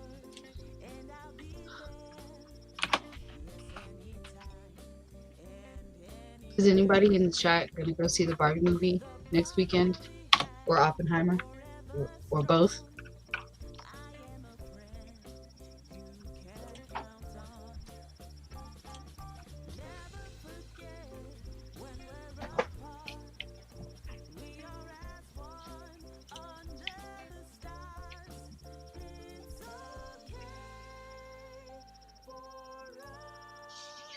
She back. I have returned.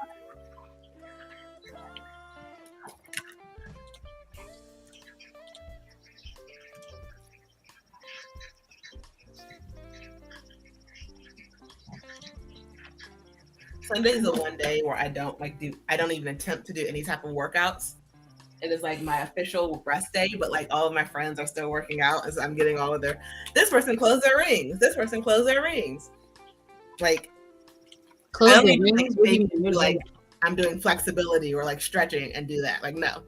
My rings, ooh, water just spit on me. Okay. Open my water bottle and it just like jumped up. What do you mean close their rings? What does that mean? Oh, we have all my friends who have iPhones. We close our exercise rings. So like everyone has a different amount of time that they try to do every day, but the standard is like 30 minutes of workout. Oh, okay. And so like there's the standing ring, there's the workout ring, and there's like a calorie ring. And like, and so I never close mine on Sundays unless I'm at like a convention or something, or I'm like out and about. But I never intentionally try to close my rings on Sunday because I was like, this is a day of rest. Like my body's gonna rest. Gotcha. The only reason I got an Apple Watch was I saw all my friends had rings, and I like the way it looks. I bought one.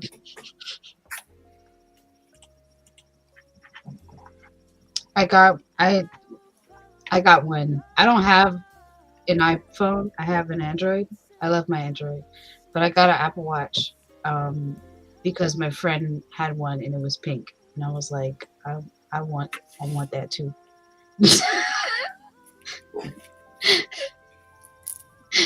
What? They didn't have pink Fitbits or pink and Samsung phones. I mean, watches. Oh, is it? Because like, how It's a smartwatch. Mine, it may not actually be an Apple Watch. It may just be a smartwatch, like a okay. Because it's compatible with my phone, So I was like, I don't know. I'm gonna be super honest. I don't think an Apple Watch would work with any other phone if it's not an iPhone. fair enough. Am I wrong? said, I don't know what I'm talking about. All I know is I got a smartwatch and it's pink. And I Does don't it use say it. Apple Watch? No, it does. I haven't, to be honest, I don't wear it as like not nearly as often as I was, because previously, like when I was wearing it all the time, I would get like a rash underneath, because like it can track kind of health stuff for you. Yeah. But Mine like, tell me when my heart rate rose, because like my flight got delayed 7 times, and then oh my gosh, one day, and I was so angry, but I was trying to hold it in because I was with my nephew and I was with my cousin, and I'm the adult, and my mom was there, but I'm still like, I'm the adult in the situation, and so I'm tired, I am angry, I am pissed, and my Apple Watch was like, your heart rate is elevated. I'm just like, I know it's elevated. that's so 7 times. Goodness gracious, I've never heard of no stuff like that before. Because it was a thunderstorm where we were going, so we couldn't land there. Okay. And so they thought if they just kept delaying it, we would get there after the storm ended. But it was like a tornado there, so it was just like, in the beginning we didn't know that's why it was being delayed, because it doesn't tell you why it's being delayed. It just says delayed, and we're just like, what is going on? Gotcha. It's like, oh, okay, if we can't land because there's a hurricane, there's a tornado, just say that. Yeah. I'm not gonna be upset at that point. I don't want to land in a tornado. But that's stressful to just like, your stuff is getting delayed and then you don't know why. I feel like by the 4th time, I'd be like, all right now. Somebody So let me tell you what this was. It wasn't even that it got. We're supposed to leave at 7. Our flight was supposed to leave at 7. No, yes, I think like 7-ish. It got delayed to 8:21. From 8:21, it got delayed to 9:40 something. Then from 9:40 something, it got delayed to 10. And then it got pushed back to 9:40 something. And then, so we're like, all right, let's just go to the airport. So we're there if in case it goes back to 8 something, Because it's like, we want to make sure we're there in time. We get to the airport, we get to security. My TSA pre-check wasn't working. I had to like figure out what was going on, because I was like, I'm at this point, it's a point of pride. I'm not going through regular pre-check with my stuff and my nephew's stuff and all of our, like, he has to take his shoes off, I take my shoes off, pulling all of our electronics out of the bag. I was like, I'm not doing this by myself. I'm just not doing that. It's just, I had his car seat. I was like, shout out to parents who fly with kids, because I don't know how you do this on a regular. I was stressed out, which is why I was like, I'm going through pre-check because it's like an easier, less stressful thing to do with the child, And we get to security, the flight is delayed back to 10 something. So okay, we're just gonna hang on this airport for like 4 hours. And as we walk to the gate, it's delayed to 11:15. And then it's delayed to 11:40. And then it's delayed to 3 a.m. And then it's delayed to 6. And then it's delayed to 10. Then to 10:40. And so like we just left the airport that night. But when I tell you,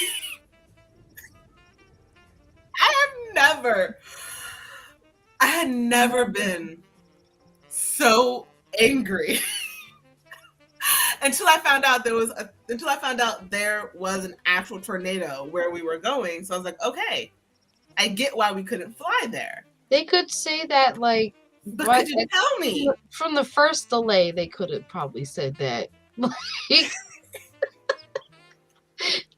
I don't understand. When I tell you I was in tears because of the pure frustration. Poor baby. Oh my goodness. I was in tears.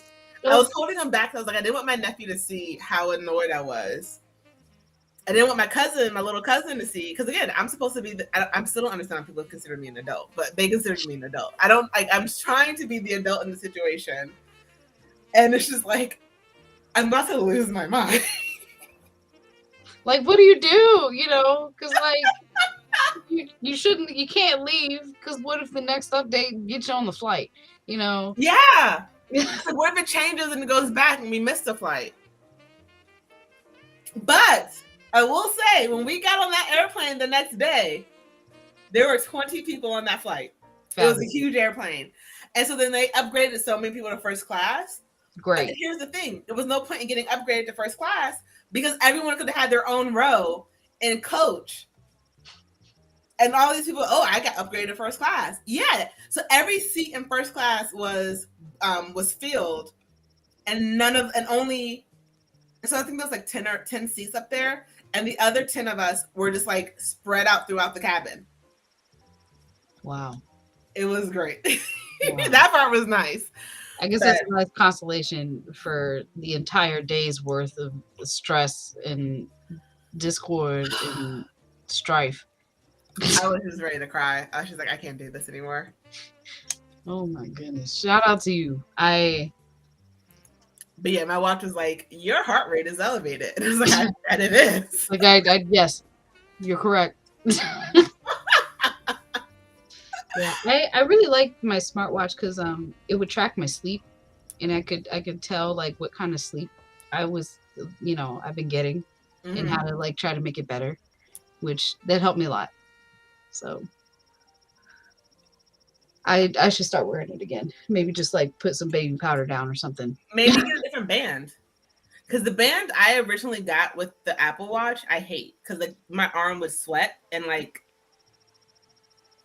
my skin was like a different. It was like rubber, and I didn't like the way the rubber rubbed against my skin. Like at one point, it did like rub the first layer of skin off of me. So I bought a ask your question. I bought a athletic band, so it's like fabric, so it breathes. Okay. That's the word, breathe. Yeah. I mean, it wasn't the band necessarily, like it was chafing my skin, but it wasn't the band. It was the actual like underside of the watch part. Oh. Yeah. You I should. figured that out. I think it was like a part of it was because I was like sweating there, like specifically there. But I was also like sweating in the rubber part. Okay. Should I make the bad guy another version of the main character, or should I make him his dad? I like another version of the main character. Yes, especially if you state. Sorry, Jocelyn, I cut you off. Finish your statement. No, you go first. No, you started. I'm bad at that. No, it's fine. I was just gonna say, making him his dad. I immediately thought of Star Wars, but it's not necessarily a bad thing. I just feel like that's the first thing I thought of.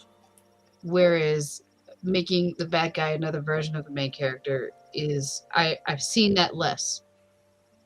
So maybe it might be easier to make it more original. And then also it plays into the final scene if it's a different version of the main character. How he went to a different dimension, it means the evil guy came to this dimension. So it's like it could be a different version of him from another dimension. It can all play together if you do it that way.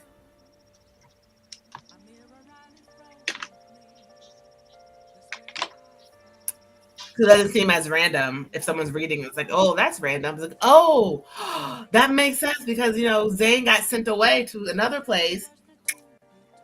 All that. While you answered that, the coffee is ready, so I'm gonna go pour myself a cup of coffee. I'll be right back. Okay.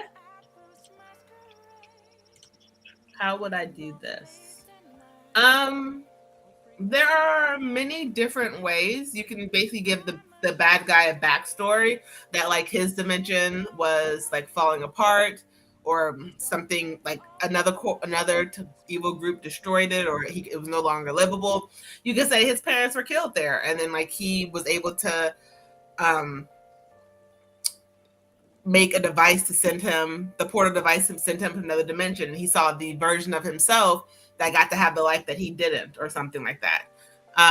You can even say he killed his mother by accident because he wanted to replace himself. But then like there's so many different ways you could, it just depends on what backstory you want to give him.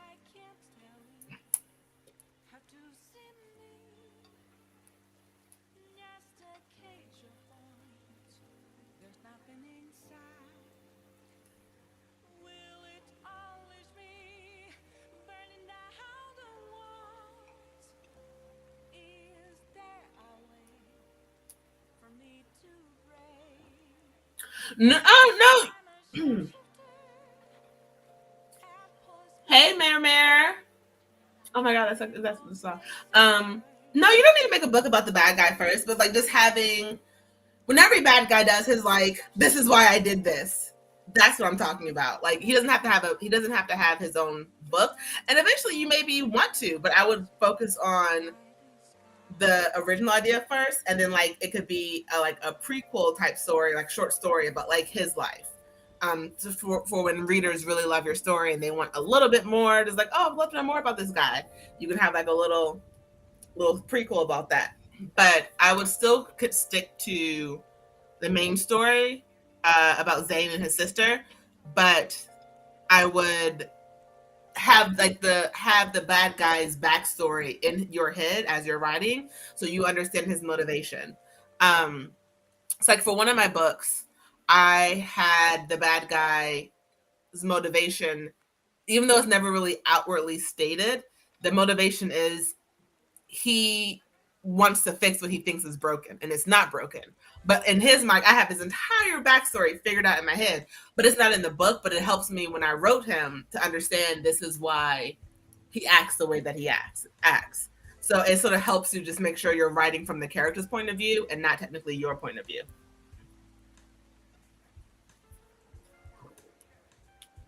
And we are doing good. Jocelyn is getting some coffee. Oh, I think she's back. Here I am. Hey, Mare. You back. We're doing good. Yeah, I got my coffee. I put my little creamer in there and my little syrup, and I got a little foam mixer thing. So I did that, and now it's foam at the top. Nice and yeah. I'm ready. I had finished. You finished your 2 chapters? Oh, your coffee. Technically, I have finished with 2 chapters because I added 2 chapters back.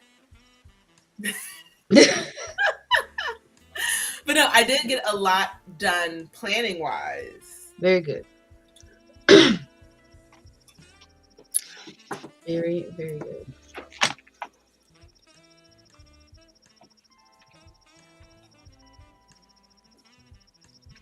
How are your citations coming, Mare?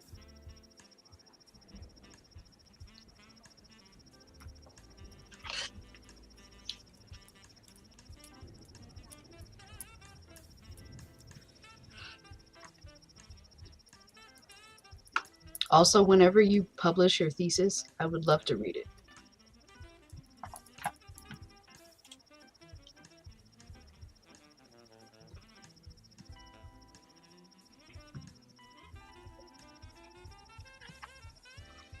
I'm gonna be super honest. I also would love to read it. I just can't guarantee I'm going to.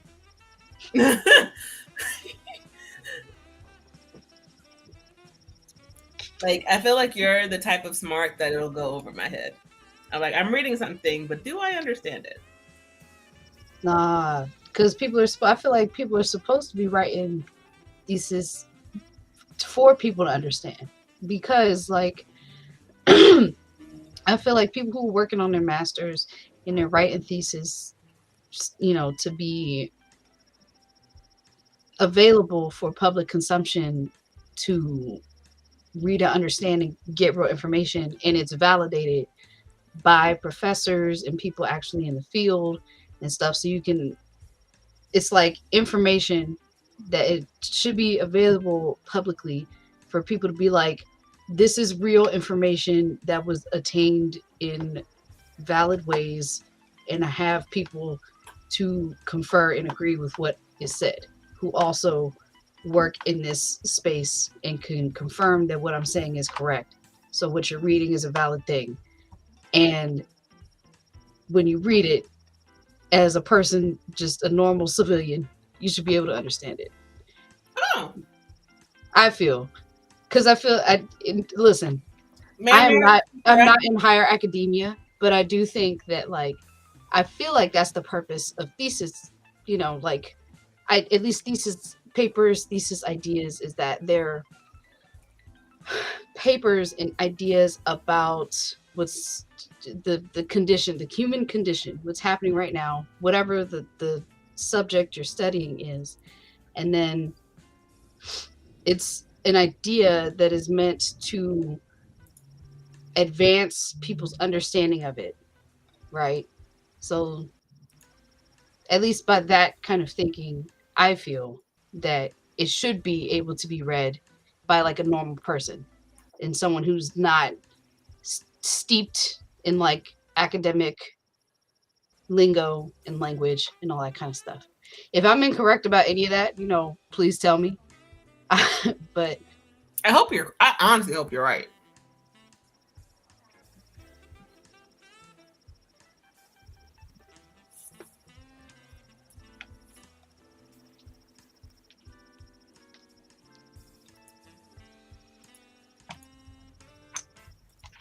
right. Now I'll work on the book cover. Excuse me. I ordered my stickers last night. Yeah. Do you want to see? Yes. I will show you.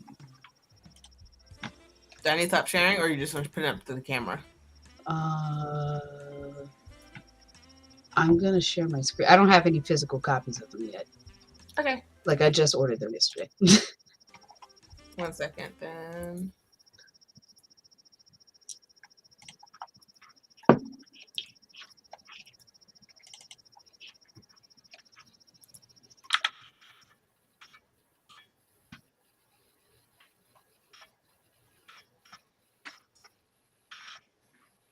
I made like a series of level up stickers, and they're art terms, but they don't have to be just art terms. Like you can use them for whatever you want. So like I tried to make it look like a level up notification for a game, but it's like a sticker. It's like an art term. So like level up values, level up storytelling. Like if you're a writer, level up shape language. That's an art term, but also you could get that sticker and hand it to somebody who you think look good. If they body good, you can get that sticker. That's what that means? No, but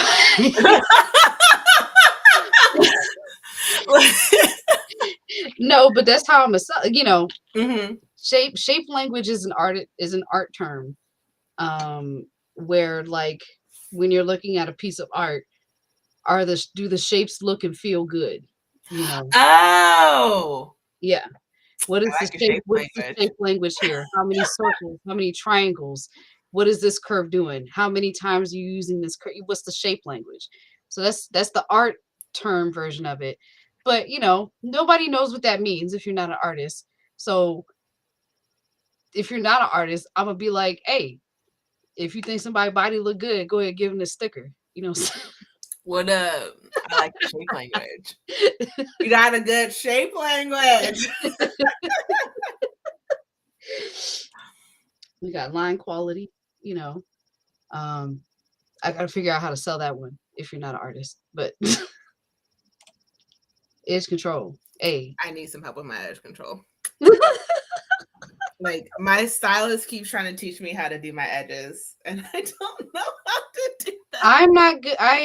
I'm not good at edges, and also I feel like I don't like how people talk about edges and treat edges like they're an absolute necessity.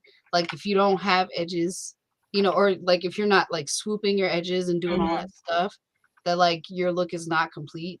And I don't like that.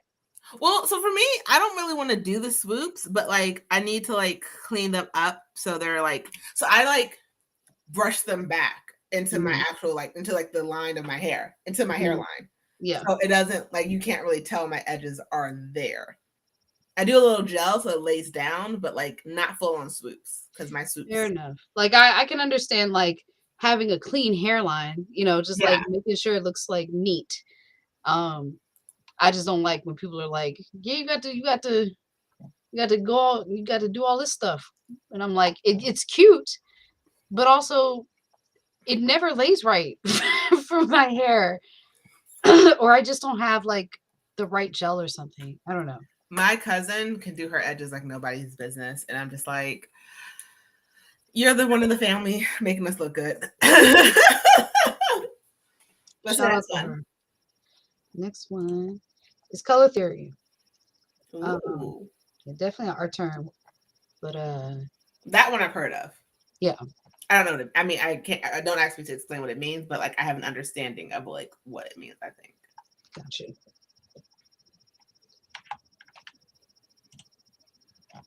That's another. It's another. It could be another flirty sticker. I like your anatomy. And then that's the last one for the level up stickers. And then I made a bunch of like little stickers of my already existing art. So, like for example,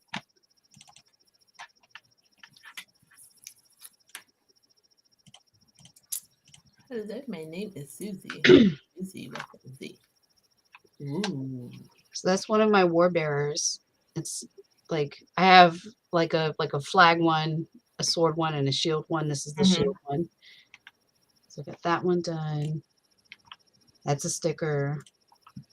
I don't know if I actually got this one made as a sticker or not, but I ordered that sticker. That's my Wanderer Bearer. I think I did this one. That one. That one. That one for sure. I gave you this one. Yeah, I have that one. Mm-hmm. I ordered this one. And that one. That one's beautiful. Thank you. I'm excited about it. I mean, they're all beautiful, but like I really like this one. Thank you. Yeah, I got that one and that one.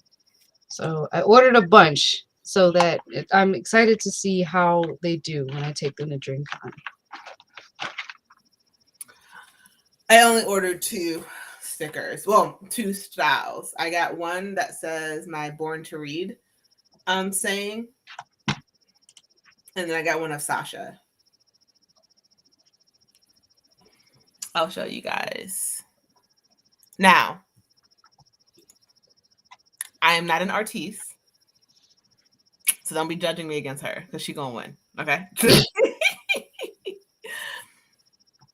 I think I have too many things in my download folder because it takes forever to load now.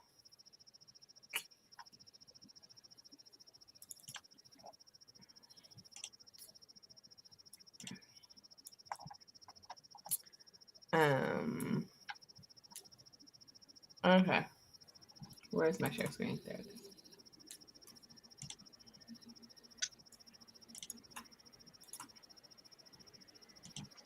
All right. So this is one sticker, but like this is going to be the way it's shaped up is like all of this extra edges are gone and it's like just within the gold part. And then none of that. Oh my gosh. I'm gonna have to find it again. Where's the other one? Oh, because it's at the end. I was going the wrong way. It's weird how this comes up. And then I got her as a sticker. But it's like the entire thing. Nice. Because Sasha is my baby. She is my first main character. Her book is what made me an author. It's really interesting because at conventions, people always ask which book is your favorite. And it's like, which child do you love the most? Everyone has an answer. No one ever says it out loud.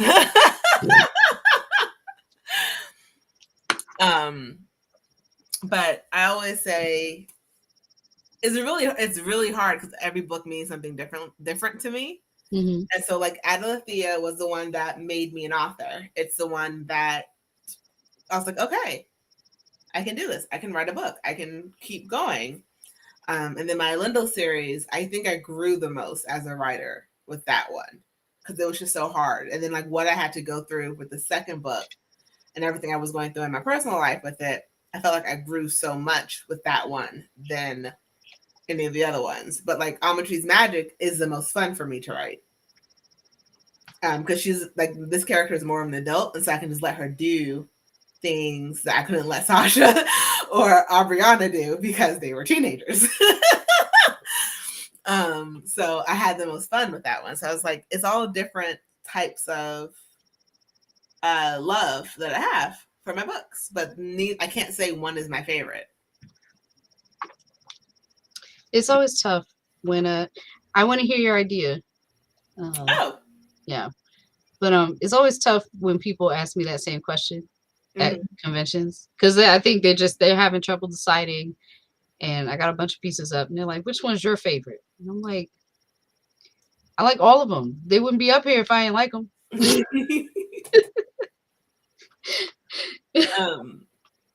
I think so. I always tell people go with my standalone, which is Adolothea, because it's the first one I did, and it's like that's the one that made me the author. And then like, I think I said this yesterday, and that's what I always tell people.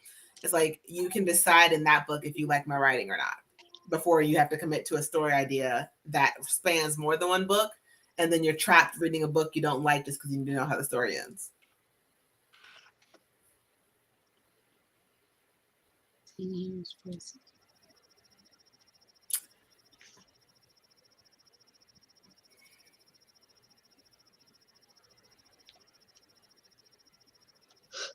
Oh, It's interesting.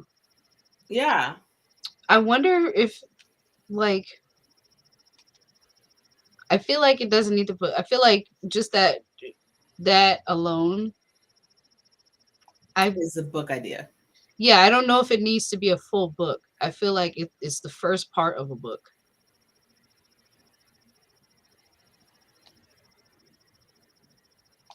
Like that's the inciting incident, that sets some of the events in motion.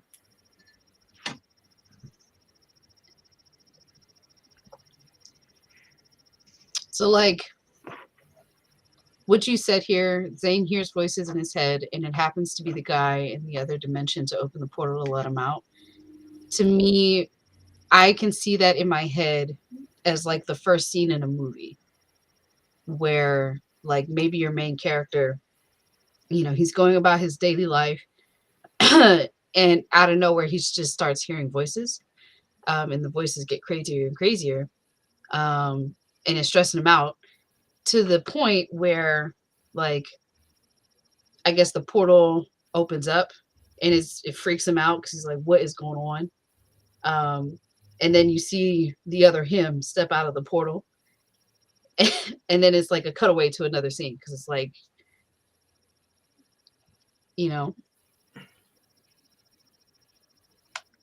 I don't know if that makes sense.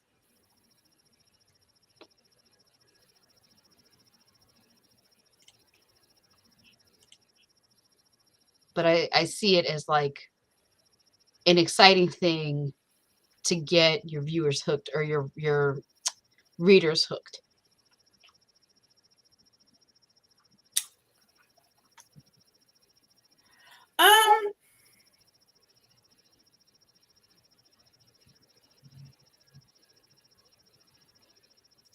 So for that,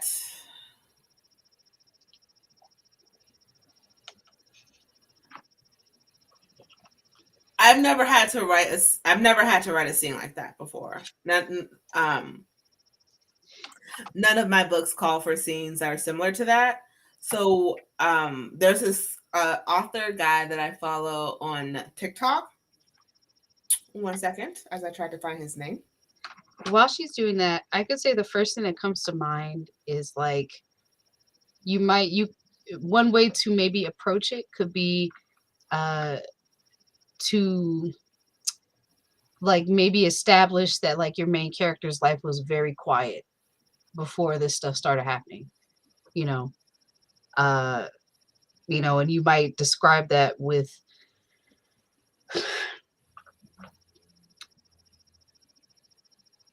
like maybe your main character is a loner, and so maybe he's not talking to people. Maybe he doesn't even hear too many other people's voices on the regular. Maybe he lives in an apartment where it's very, very quiet very often, and he doesn't hear a lot of extraneous noise or sounds, like maybe he lives in a very secluded place. And so for him to start hearing whispers uh, of just anything, let alone like a very clear voice, would be very, very startling for your main character. You know. I was just in this webinar this morning listening to I think I mentioned it a little bit earlier, like world building and characters and how they drive your plot.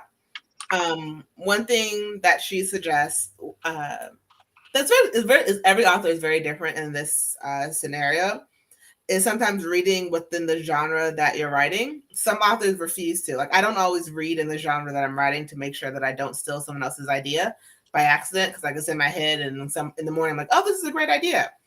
It wasn't my idea. But she actually reads in the genre that she's in. And so I would suggest maybe trying to find something similar to what you are trying to write, in the sense of just trying to see how other authors have voiced it. Because I've seen a couple books where people have dealt with voices in their heads, and it's all done very differently. I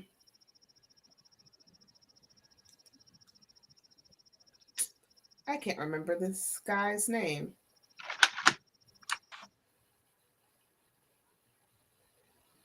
Oh yeah, so his name is, I'm gonna type it in the chat.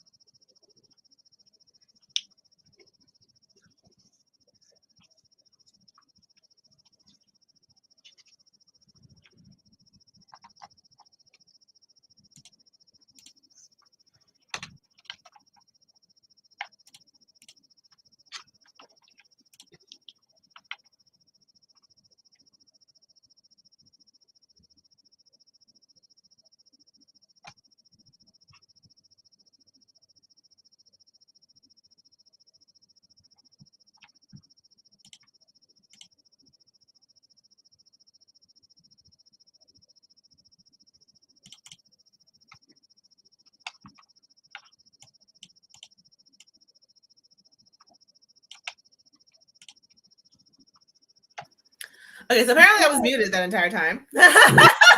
No.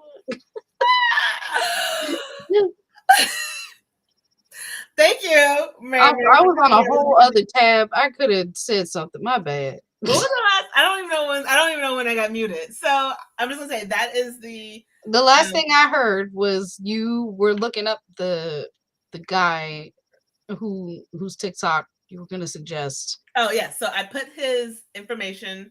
That's his name on TikTok in the chat, and he has very quick, but very knowledgeable, almost information and help when it comes to different styles of writing, how to portray something. But I also suggest just finding similar stories and reading them and see how other authors have portrayed it. Because I will promise you, no author portrays the same thing in the same way. Every author has a different voice, and so their versions of hearing voices will all be different. But I think that might be a great start to sort of get like a little foundation of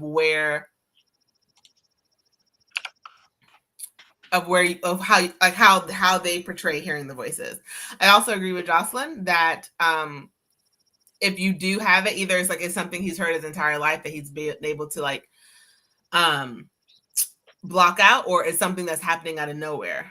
And if you're doing sci-fi, because I know you said this is a sci-fi book, make sure there's a scientific reason of why he's hearing voices, so it doesn't fall too much into the fantasy, unless you're doing like a sci-fi fantasy type book.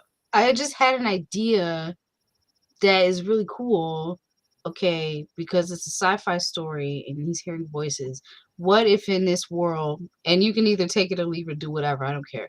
But what if in this world, because it's sci-fi, all right, your main character, he has his normal thought. You know how you can generally kind of say your main character has an inner dialogue, right? So he can hear his main thought. He can hear his thoughts constantly, but maybe because this is a sci-fi setting, um, maybe he has something maybe installed in him where his thoughts are filtered and they don't sound like his voice, but maybe like almost an AI voice. So like he can hear thoughts in his head, but they're filtered and they're um, sorted in a way that is optimized for him and his mental health. However, he's hearing new whispers, he's hearing new voices that don't sound like the AI or the tech techno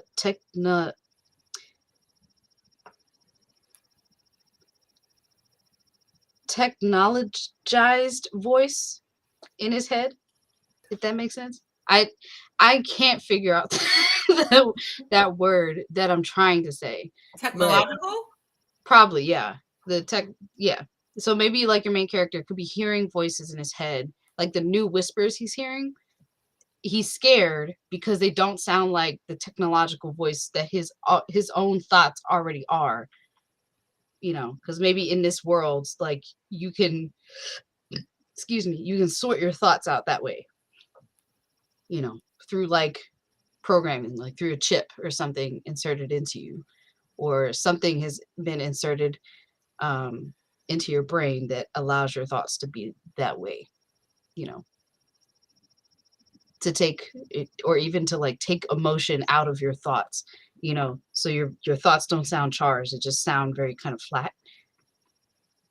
I'm going somewhere else with this, but anyway, I hope you can get the gist of what I'm talking about. Oh my gosh, I'm hungry. It's dinner time. It's 7 o'clock. I don't know what I want to eat. I don't feel like cooking.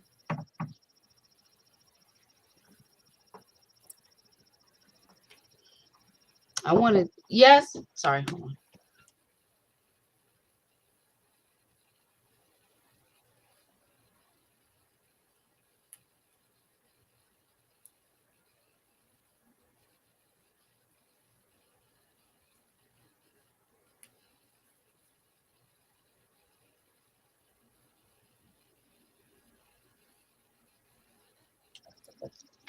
My dad brought me some chicken. Oh, forget you. Sorry. My dad's dead. No. Oh no. I'm so sorry. Dark No. humor time. That was a dark humor. I'm so sorry, people. I support dark humor around these parts, I have dark humor. but that was a ringer. Oh my goodness. Shout out to you. I saw That's this. on that one. My favorite thing to watch sometimes to make me laugh is when I watch TikToks and it's like the people are like doing. It was the when you're it's like that one where they go back into like the kid, like the kids recreating the photos, Mm-hmm. and like they're. My favorite one of the dark humor ones where it's like a kid standing with his parents and then it's like them as an adult and their parents are in urns. Because it's like, it sucks, but you gotta, is how we cope with the pain. I understand. Dark humor is welcome around these parts. Like I used to work for a job and we had this yearly conference that I was on the team helping plan. And one conference, like we had a family emergency. And so I left the conference early to go deal with the family emergency. And then this is really bad. But then the next year the conference came around and I'm helping again. And then my dad dies. And so I leave the conference because like I'm like I can't do like I'm dealing another family emergency. And so then my coworker at the time, because she understood my dark humor and she understood I needed the laugh, she was like, "So, are you gonna have another family emergency next year?" And I just busted out laughing. And like my other coworkers were horrified. They're just like, "How could you say that?" And I was like, "I needed that laugh. Thank you."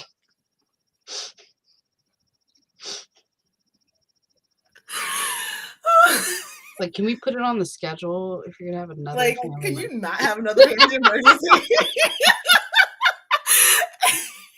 Like, oh my God, Sierra. Jeez. Oh, I'm so sorry to everyone in the comment who might be disturbed by the way I deal with them. So when I wrote Elendil 2, I wrote that I started it before my father got sick and before he passed away. And I finished it after he passed away.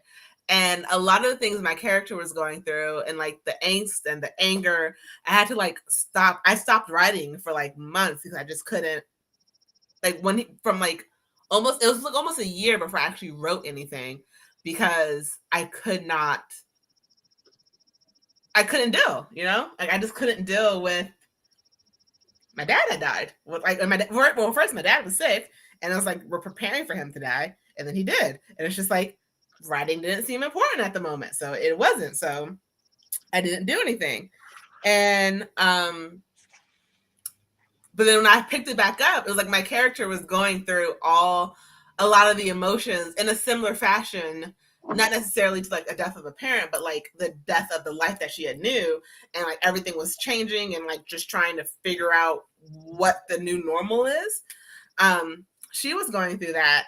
And so it's like I was going through it with her. So like Elendil, that's why I would say Elendil I grew the most when I wrote it, because the second one helped me get through the death of my father. And now I can make dad jokes. As you should. As you should. In the words of Christina Yang from Grey's Anatomy, there's a club. No one wants to be in the club, and you can't be in the club until you're in the club. And no one's happy they're in the club. But there is a dad's club, and it sucks when you're in it. I'm sorry. Like I said, all dark jokes, all dark humor is welcome over here. I will run with it until you be like, stop. It's like I can make the joke about my personal situation, and you can make the joke about your personal situation, but like you couldn't make the joke about my situation, right? And I can make the joke about yours, right? So I'm thinking about to order dinner because I don't feel like cooking. I said I was gonna get Chipotle, but now I'm thinking I might want to get Bonefish. You got Bonefish money, girl? You rich? I am what they call a bad spender. I'm what they call irresponsible. Oh, we lost 2 people. I'm so sorry. Oh, they said we gotta get up on out of here. You don't know where this going. We're talking about writing through your pain and using your emotional strife to like connect. I connected to Abriana in a way I never would have, sadly, if my father did not pass away. But because he did, I was able to tap into emotions realistically and actually make the book a little bit more realistic in how she dealt with the changes in her life. And then I was talking to someone, and that just sort of like got kaputs. It died. It's over. Should not make that joke. I'm so sorry. And then like I'm sort of using that anguish and that hurt and that anger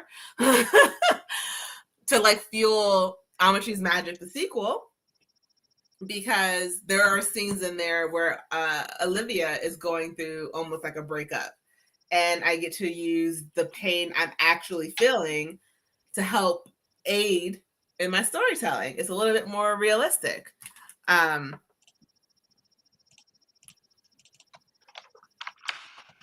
I might just do a PB&J.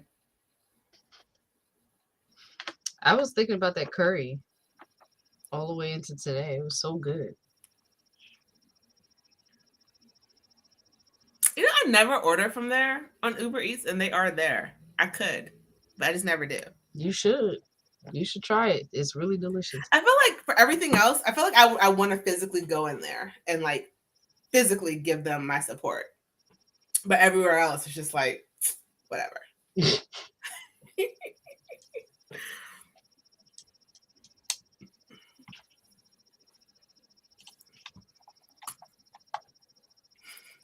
Okay, I guess I'm doing Chipotle because I asked my mom if she wanted anything.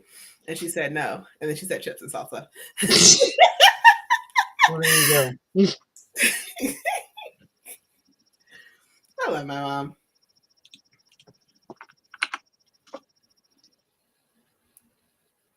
Also, I will say real life experiences. The death of my father helped me understand real love between a husband and a wife. And Oh. it changed the view I had about like relationships I was writing in the book because I could see what my mom went through. And it changed my view of how I wanted to write relationships. Because I'm not married. I thought I was in love, and then you see something and you're just like, oh, you're not actually in love like you think you are. To see like everything that my family went through and to see what she did, it sort of changed how I viewed different relationships I was writing in the book. And it's just like, this is like child's play compared to what real love is. And it made me up it a bit. It made me change some things. So shout out to you, mother. You made me a better writer. I mean, granted, still, but yeah.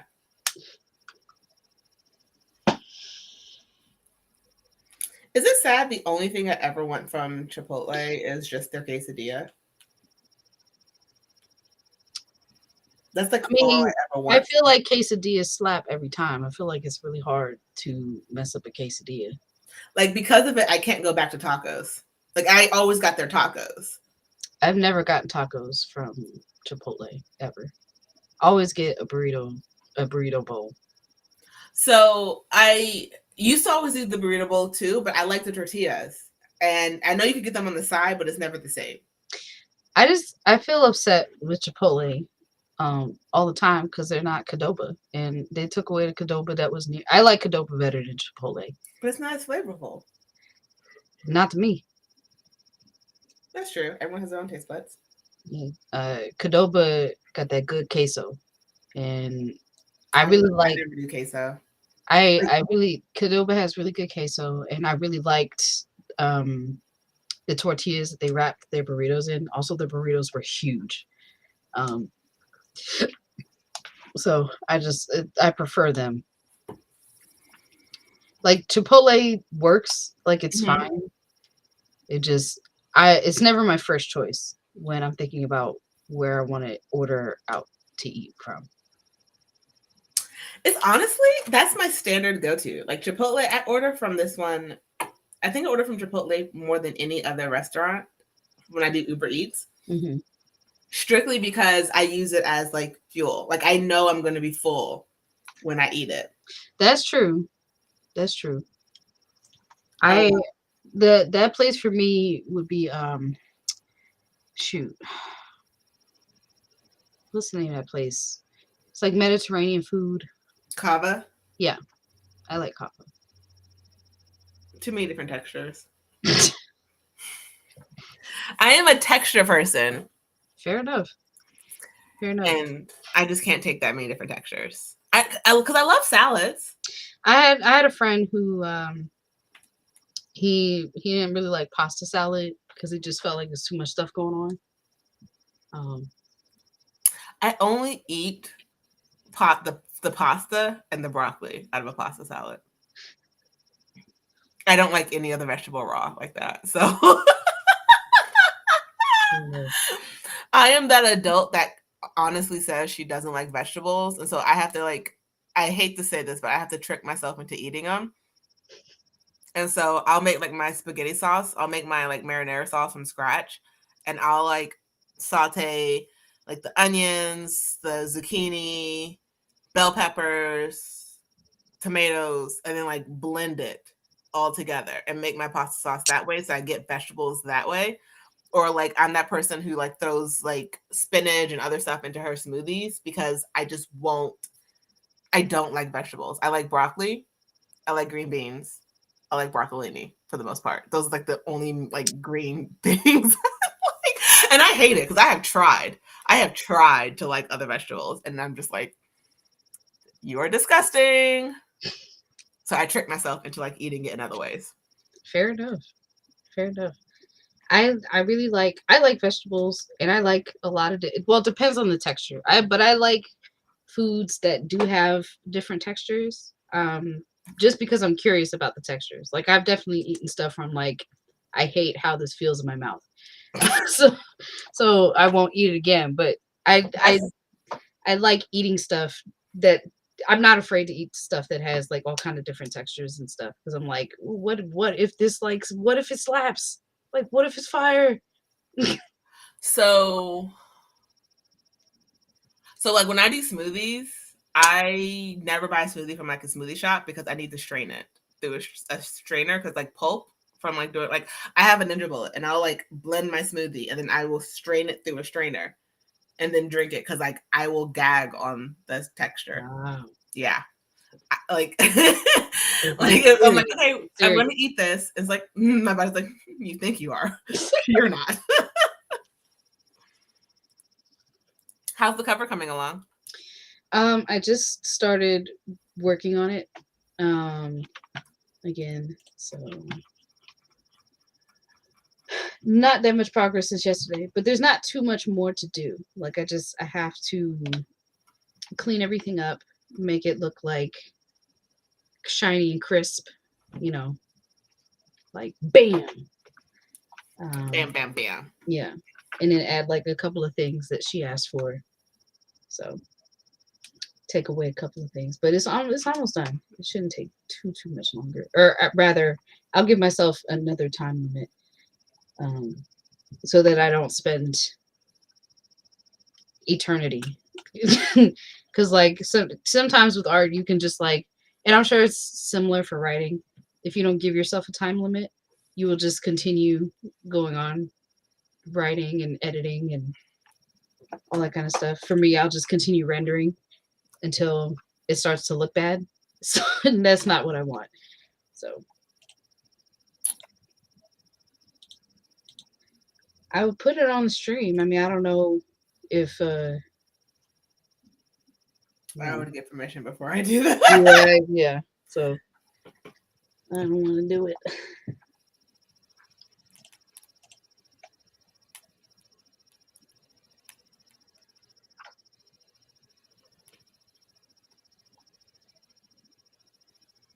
The people who are still hanging out, how are y'all feeling? What are y'all working on? How much work have y'all made? How much progress have y'all made?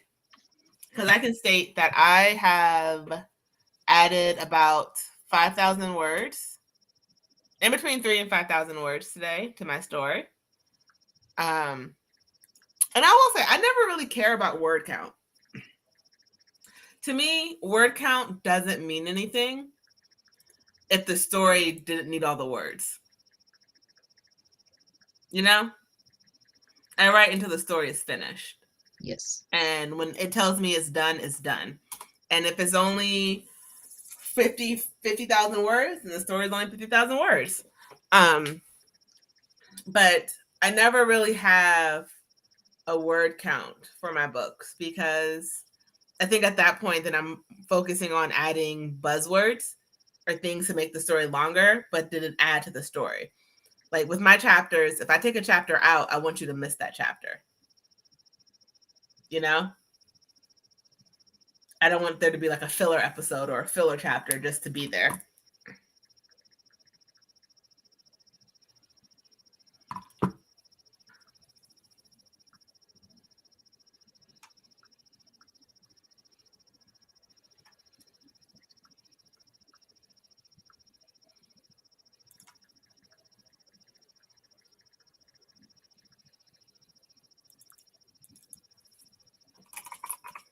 My autocorrect is a op. It's really frustrating. I will be typing stuff and like I feel like when I make a mistake, a lot of times, I feel like the autocorrect word should be very obvious. But then it'll autocorrect to something that is not even a real word or has like nothing to do with anything. Like it's just very strange. And then I'll click on it by accident and then I have to correct another word that's not even close to the word I was already typing. So I am a talk to text person, and I need not to be because apparently I don't speak clear enough to where it understands me. It's all like all my friends know that I use talk to text a lot because I have to apologize for the crap that I just sent them. And it's like, no, we get it. And they're like, when are you actually going to stop using it? You keep saying you're going to stop, but you never stop. And I'm like, I know because I'm lazy, and it allows me to text you guys faster. And it's like so grammatically incorrect, and it's not the right word, but they like, oh, we got the gist of it from the body of the rest of the text. I was like, yeah, I don't sound smart.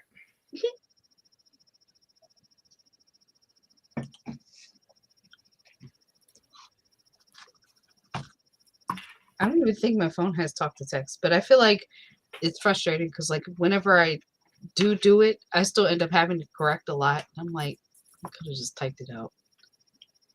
Yeah.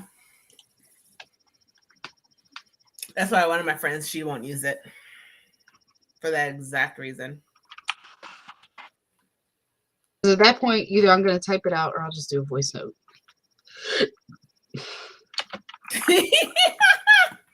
Yes, cutesy cat. Your uncle is right there with me in the head. Big brain. So y'all get the gist. Mm-hmm.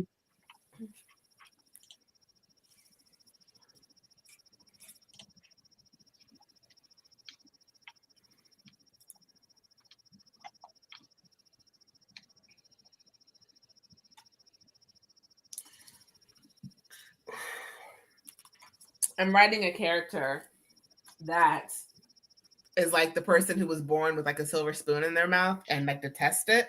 Mm-hmm. And Olivia has like grown up in the system, and it's like only the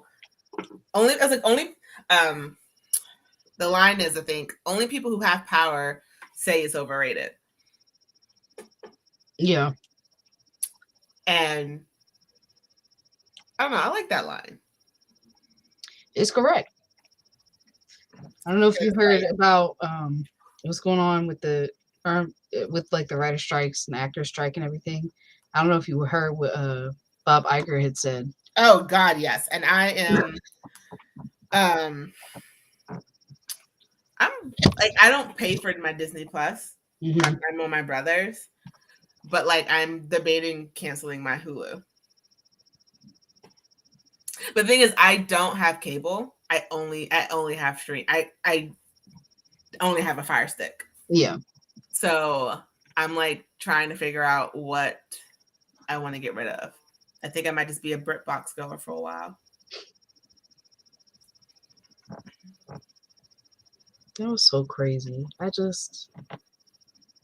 can't even imagine like to have so much wealth to be so displaced from the fact that anybody could ask, like be in such a situation to need to strike and to ask for more money. Like, did you so on TikTok there was that actress from Orange is the New Black, and apparently she was in 44 episodes, mm-hmm. and her royalty check was $27. I saw. I've been seeing all kind of actors on my For You page. The actress from The Princess Diaries, who was like the best friend. The best friend. Like she posted like her residuals, and they're crazy. Who else? You know who Dante Bosco is? Yeah, he posted his a lot. Yeah. And for like the ones when you're only a guest star for like one episode for one scene, like yeah, I get it. But if you were like a major player in an episode, Like, the thing is, in what I'm hearing, what I'm learning more is like more people talk about like why people are striking. Like it's not even just about the actors; it's about like the crew, mhm. and like just everybody on the set being able to get paid something decent. You know, Especially because with streaming, and I don't understand why streaming did this. I had never had a problem with the 22 episode story arc because a lot of times, like you're trying to force a story in 10 episodes, 8 episodes, 6 episodes, is very annoying. yeah, It's cutting into when the actors themselves can get paid for something. If like you, can't think of her name. She's a black actress. She was on Law and Order SVU when I first started, and like they wrote her character off, I think in season 2, and replaced her with like Ice-T. What else has she been on? I don't know. I don't watch. She's been in. I know. She's. It was a sci-fi show. I want to say Battlestar Galactica, but I don't think that's correct. Is she common in a lot of sci-fi stuff? I gotta figure out her name because, like, I know her name, and I don't know her name. That's a lie. I know this actress though. I've seen her in other things. Does she have like? I She's mean, like blonde. She's like a blonde afro. blonde afro. Oh, and she's black. Yes. Man, I don't know. Blonde afro. I'm doing IMDb.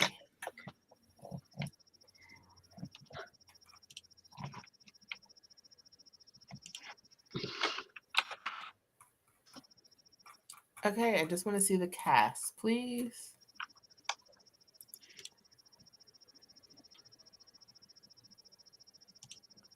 Michelle Hurd. I never heard of that lady. She was in. Oh, she was in Blind Spot. I forgot about that. Okay, she was in. She's in a lot of stuff. I just looked her up. Yeah, I'm trying to find the thing that I know her from though. Is it Star Trek that I know her from? Probably. This is the first thing that came up when I looked her up.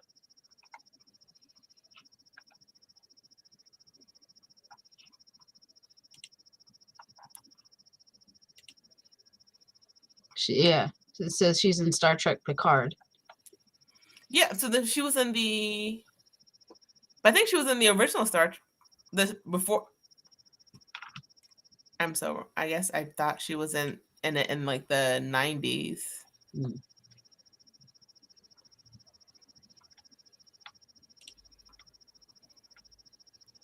But she commented how like with streaming they've changed the way actors have gotten paid. And then there was one actress, another black actress, and she had made a TikTok about the fact that she was at her day job. She left the picket line and went to her day job at a Pilates studio because acting never brought her in enough money to survive on her own, survive just off of the acting. Yeah. And she is a season regular on Gossip Girl. She was on Gossip Girl, the new version. Mm. And even though she's a season regular, she never made enough money off of it because then another actor who's in some show that I don't know, but he I guess a lot of people know who he is because he had a big following. He explained that like for one of the shows where he would make $7,000 off of like I think off of 2 episodes, but then like 10% went to agent, 10% went to manager, 10% went to lawyer. I know. I saw his. I know who that guy you're talking. He was on Sabrina, the Teenage Witch, the new show that Netflix did. He played Sabrina's daddy, the devil. Oh, I never watched Sabrina. Yeah. It was a good show. I really liked the first season. The next couple seasons got weird, but I liked it. And he's really good on it. So, but yeah, he was talking about how like even though he had such a big role on that show, and that show went on for several seasons, it's still, that's not his main job. He's got kids and stuff. So yeah. So I forgot how we got on this topic. Oh, you were talking about your writing character, or you said a Oh quote yes, about yeah, power. about power, and only the people who are in power think it's overrated. Yes. And there's like another line from Enola Holmes, the movie on Netflix, when Sherlock's character was trying to find his sister and was interviewing this woman, and she was like, "Do you pay attention to Parliament?" And he's like, "No, I find it boring." She's like, "Because you can afford to." Yeah. Because it doesn't affect you.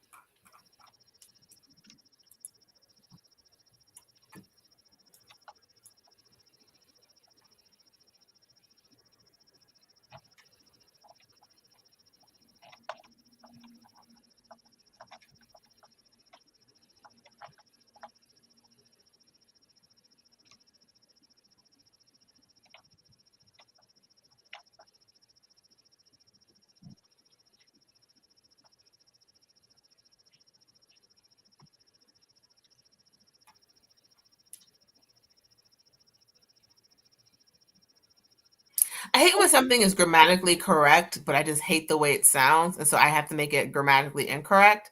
And then people point out it's a typo. It's like, it's not a typo if I did it on purpose.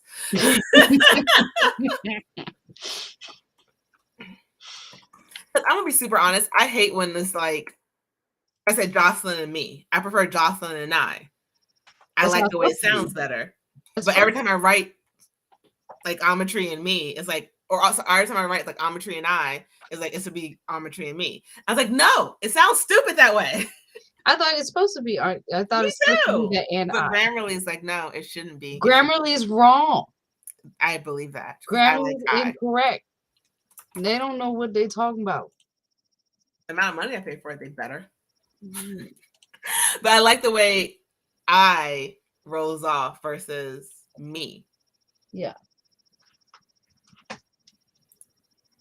I agree.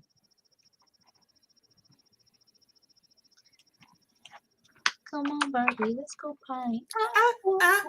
Yeah. Come on, Barbie, let's go I was in party. second grade when that song came out. Right? I'm so glad it's getting a resurgence right now. It just, this whole thing, the whole movie just makes me so happy. I love when the whole world, or maybe not the whole world, but just like when the masses get festive. It's my favorite thing. That's why I love, like, Halloween is my favorite holiday. I love Christmas. The whole world get festive for Christmas, but like I love Halloween because everybody is dressing up. Everybody is having fun and on theme and just buying in to what it is, you know. So don't hate me, but I'm over Christmas. Fair enough. Only because by the time we get to Christmas, I've been celebrating Christmas in September. And it's just annoying. I'm tired. Like, someone posted, they already have the Halloween decorations out at some stores. And it's like, can we just celebrate the holiday in the month? No, because Halloween starts right now for me. No, I agree with No. that. I agree with that Halloween person. is my favorite holiday. I love it. I love Mhm. it. I love it. But can we not start celebrating it until like the middle of September? No, we have to start right now. It starts No. right now in July No, it does not. because it goes so fast. As soon as September come, it's too much pressure to try and start planning Halloween stuff in September, and then October is the next month, and then it's just too much. You got to decorate. You got to put all the thought into the I don't decorations. You got decorate. to plan out your costumes. You got to plan out your events that you're going to. Are you going to the Ren Fest? Are you going to put Halloween spins on your Ren Fair costumes? Like, No. you gotta plan. It's too much. I get stressed every year thinking about what I'm gonna do for Halloween because I'm thinking about it too late. I gotta start right now. Right No. now. I Matter do of not fact, I'm gonna start putting up some spooky business around here. No. Like my Time for me to sister-in-law get active. always like Christmas is her favorite, and like she'll start like playing. I will not play a single Christmas song until December 1st. There is no celebrating of like Thanksgiving gets everything. Halloween gets all of October. Thanksgiving is all of November. Christmas only gets December. And that's fair. I feel like I really want to recreate like how Halloween and Christmas and Thanksgiving felt when we were kids. And like people like to talk about, oh, it never feels like how it felt when we was growing up. And like, yeah, because when you're growing up, you were watching everyone was watching cable if they had it. And even if you didn't have cable, the network TV shows, whatever, if you were watching TV, there was commercials. There were themed commercials that were constantly coming on. And then you had like specials, so like if you had cable, you had like the 31 Days of Halloween where they were playing Halloween stuff constantly. You got all the Christmas movies and stuff. You got Lifetime, and there was like constant reminders around in media uh, that those holidays were going on. But now, like if people are streaming, you can choose generally what you're watching, and so you're not as inundated with like you still have ads, but it's not the same kind of ads, and you're not inundated with the same amount of those specific themed ads as you probably would have been when you were a kid. So I also think it's like with social media, I see so many different posts about like holidays before. It's like, guys, I don't want to focus on another holiday while we're in the middle of a holiday. Like now Thanksgiving is strictly Black Friday, and the deals on Black Friday are horrible. Yes, they're terrible. They're not even good deals anymore. They used to be really good, but yeah, now everybody's like, we can't even pretend to give you a deal. Like we actually need this money. And it's like, well, get out of the Black Friday race then. Close the store if you can't do it. Like the point of Black Friday is that you get enough sales that you're in the black. Like, hello, like y'all, what's going on, man? Like, anyway. I mean, it's okay. We're in a recession. I get it. I get it.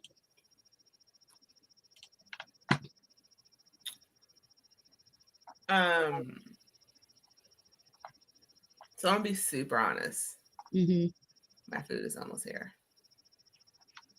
and I'm gonna go eat with my mother. I haven't spent any time with her today, so I think I'm going to have to end this stream. All right. Well, I think we spent enough time. I think we can call it after 3.5 hours. I mean, yeah, because we've given you guys 6.5 hours of our lives in the last 2 days. That's a lot. That is a lot. But we also got a lot done. My outline has been completely revamped. Mm-hmm. I was able to add a lot of words to my book. Had some great conversations. Jocelyn, what were you able to get done? I booked my hotel for Dragon Con. I'm making progress on the book cover, and I'm creating my Barbieheimer sleepover event on Facebook. So I've been picking emoji. I'm doing that. So it has been productive. It'll continue to be productive. I'm not done, but we're gonna be done streaming for now. I've had a very long day of looking at my computer screen. I think I'm gonna not look at my computer the rest of the evening. I think I'm just gonna stick to my Remarkable tablet, even though I've added the chapters back. I've moved things in order. I think I need to print them out and do like a line edit of like what is actually coming out and what is staying. I might print it out. Even though like I've told the world. And I think I'm not sure if Jocelyn and I will be able to do this again before a couple of weeks, because I have a couple cons I'm traveling for, and she has a couple cons that she's traveling for. So if we can, it may be random spur of the moment, but nothing planned. Yeah. And there may be times where maybe I'm streaming by myself or she's streaming by herself or what what have you. You're gonna cheat on me? How dare you? With myself. With whoever joins. I mean just streaming by myself where I do like an art stream.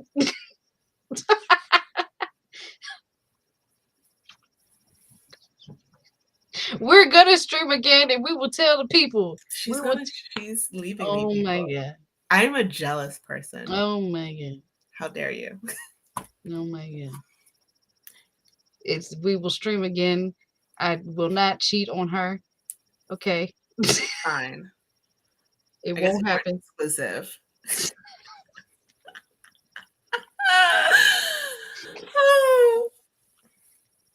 I'm happy I met you.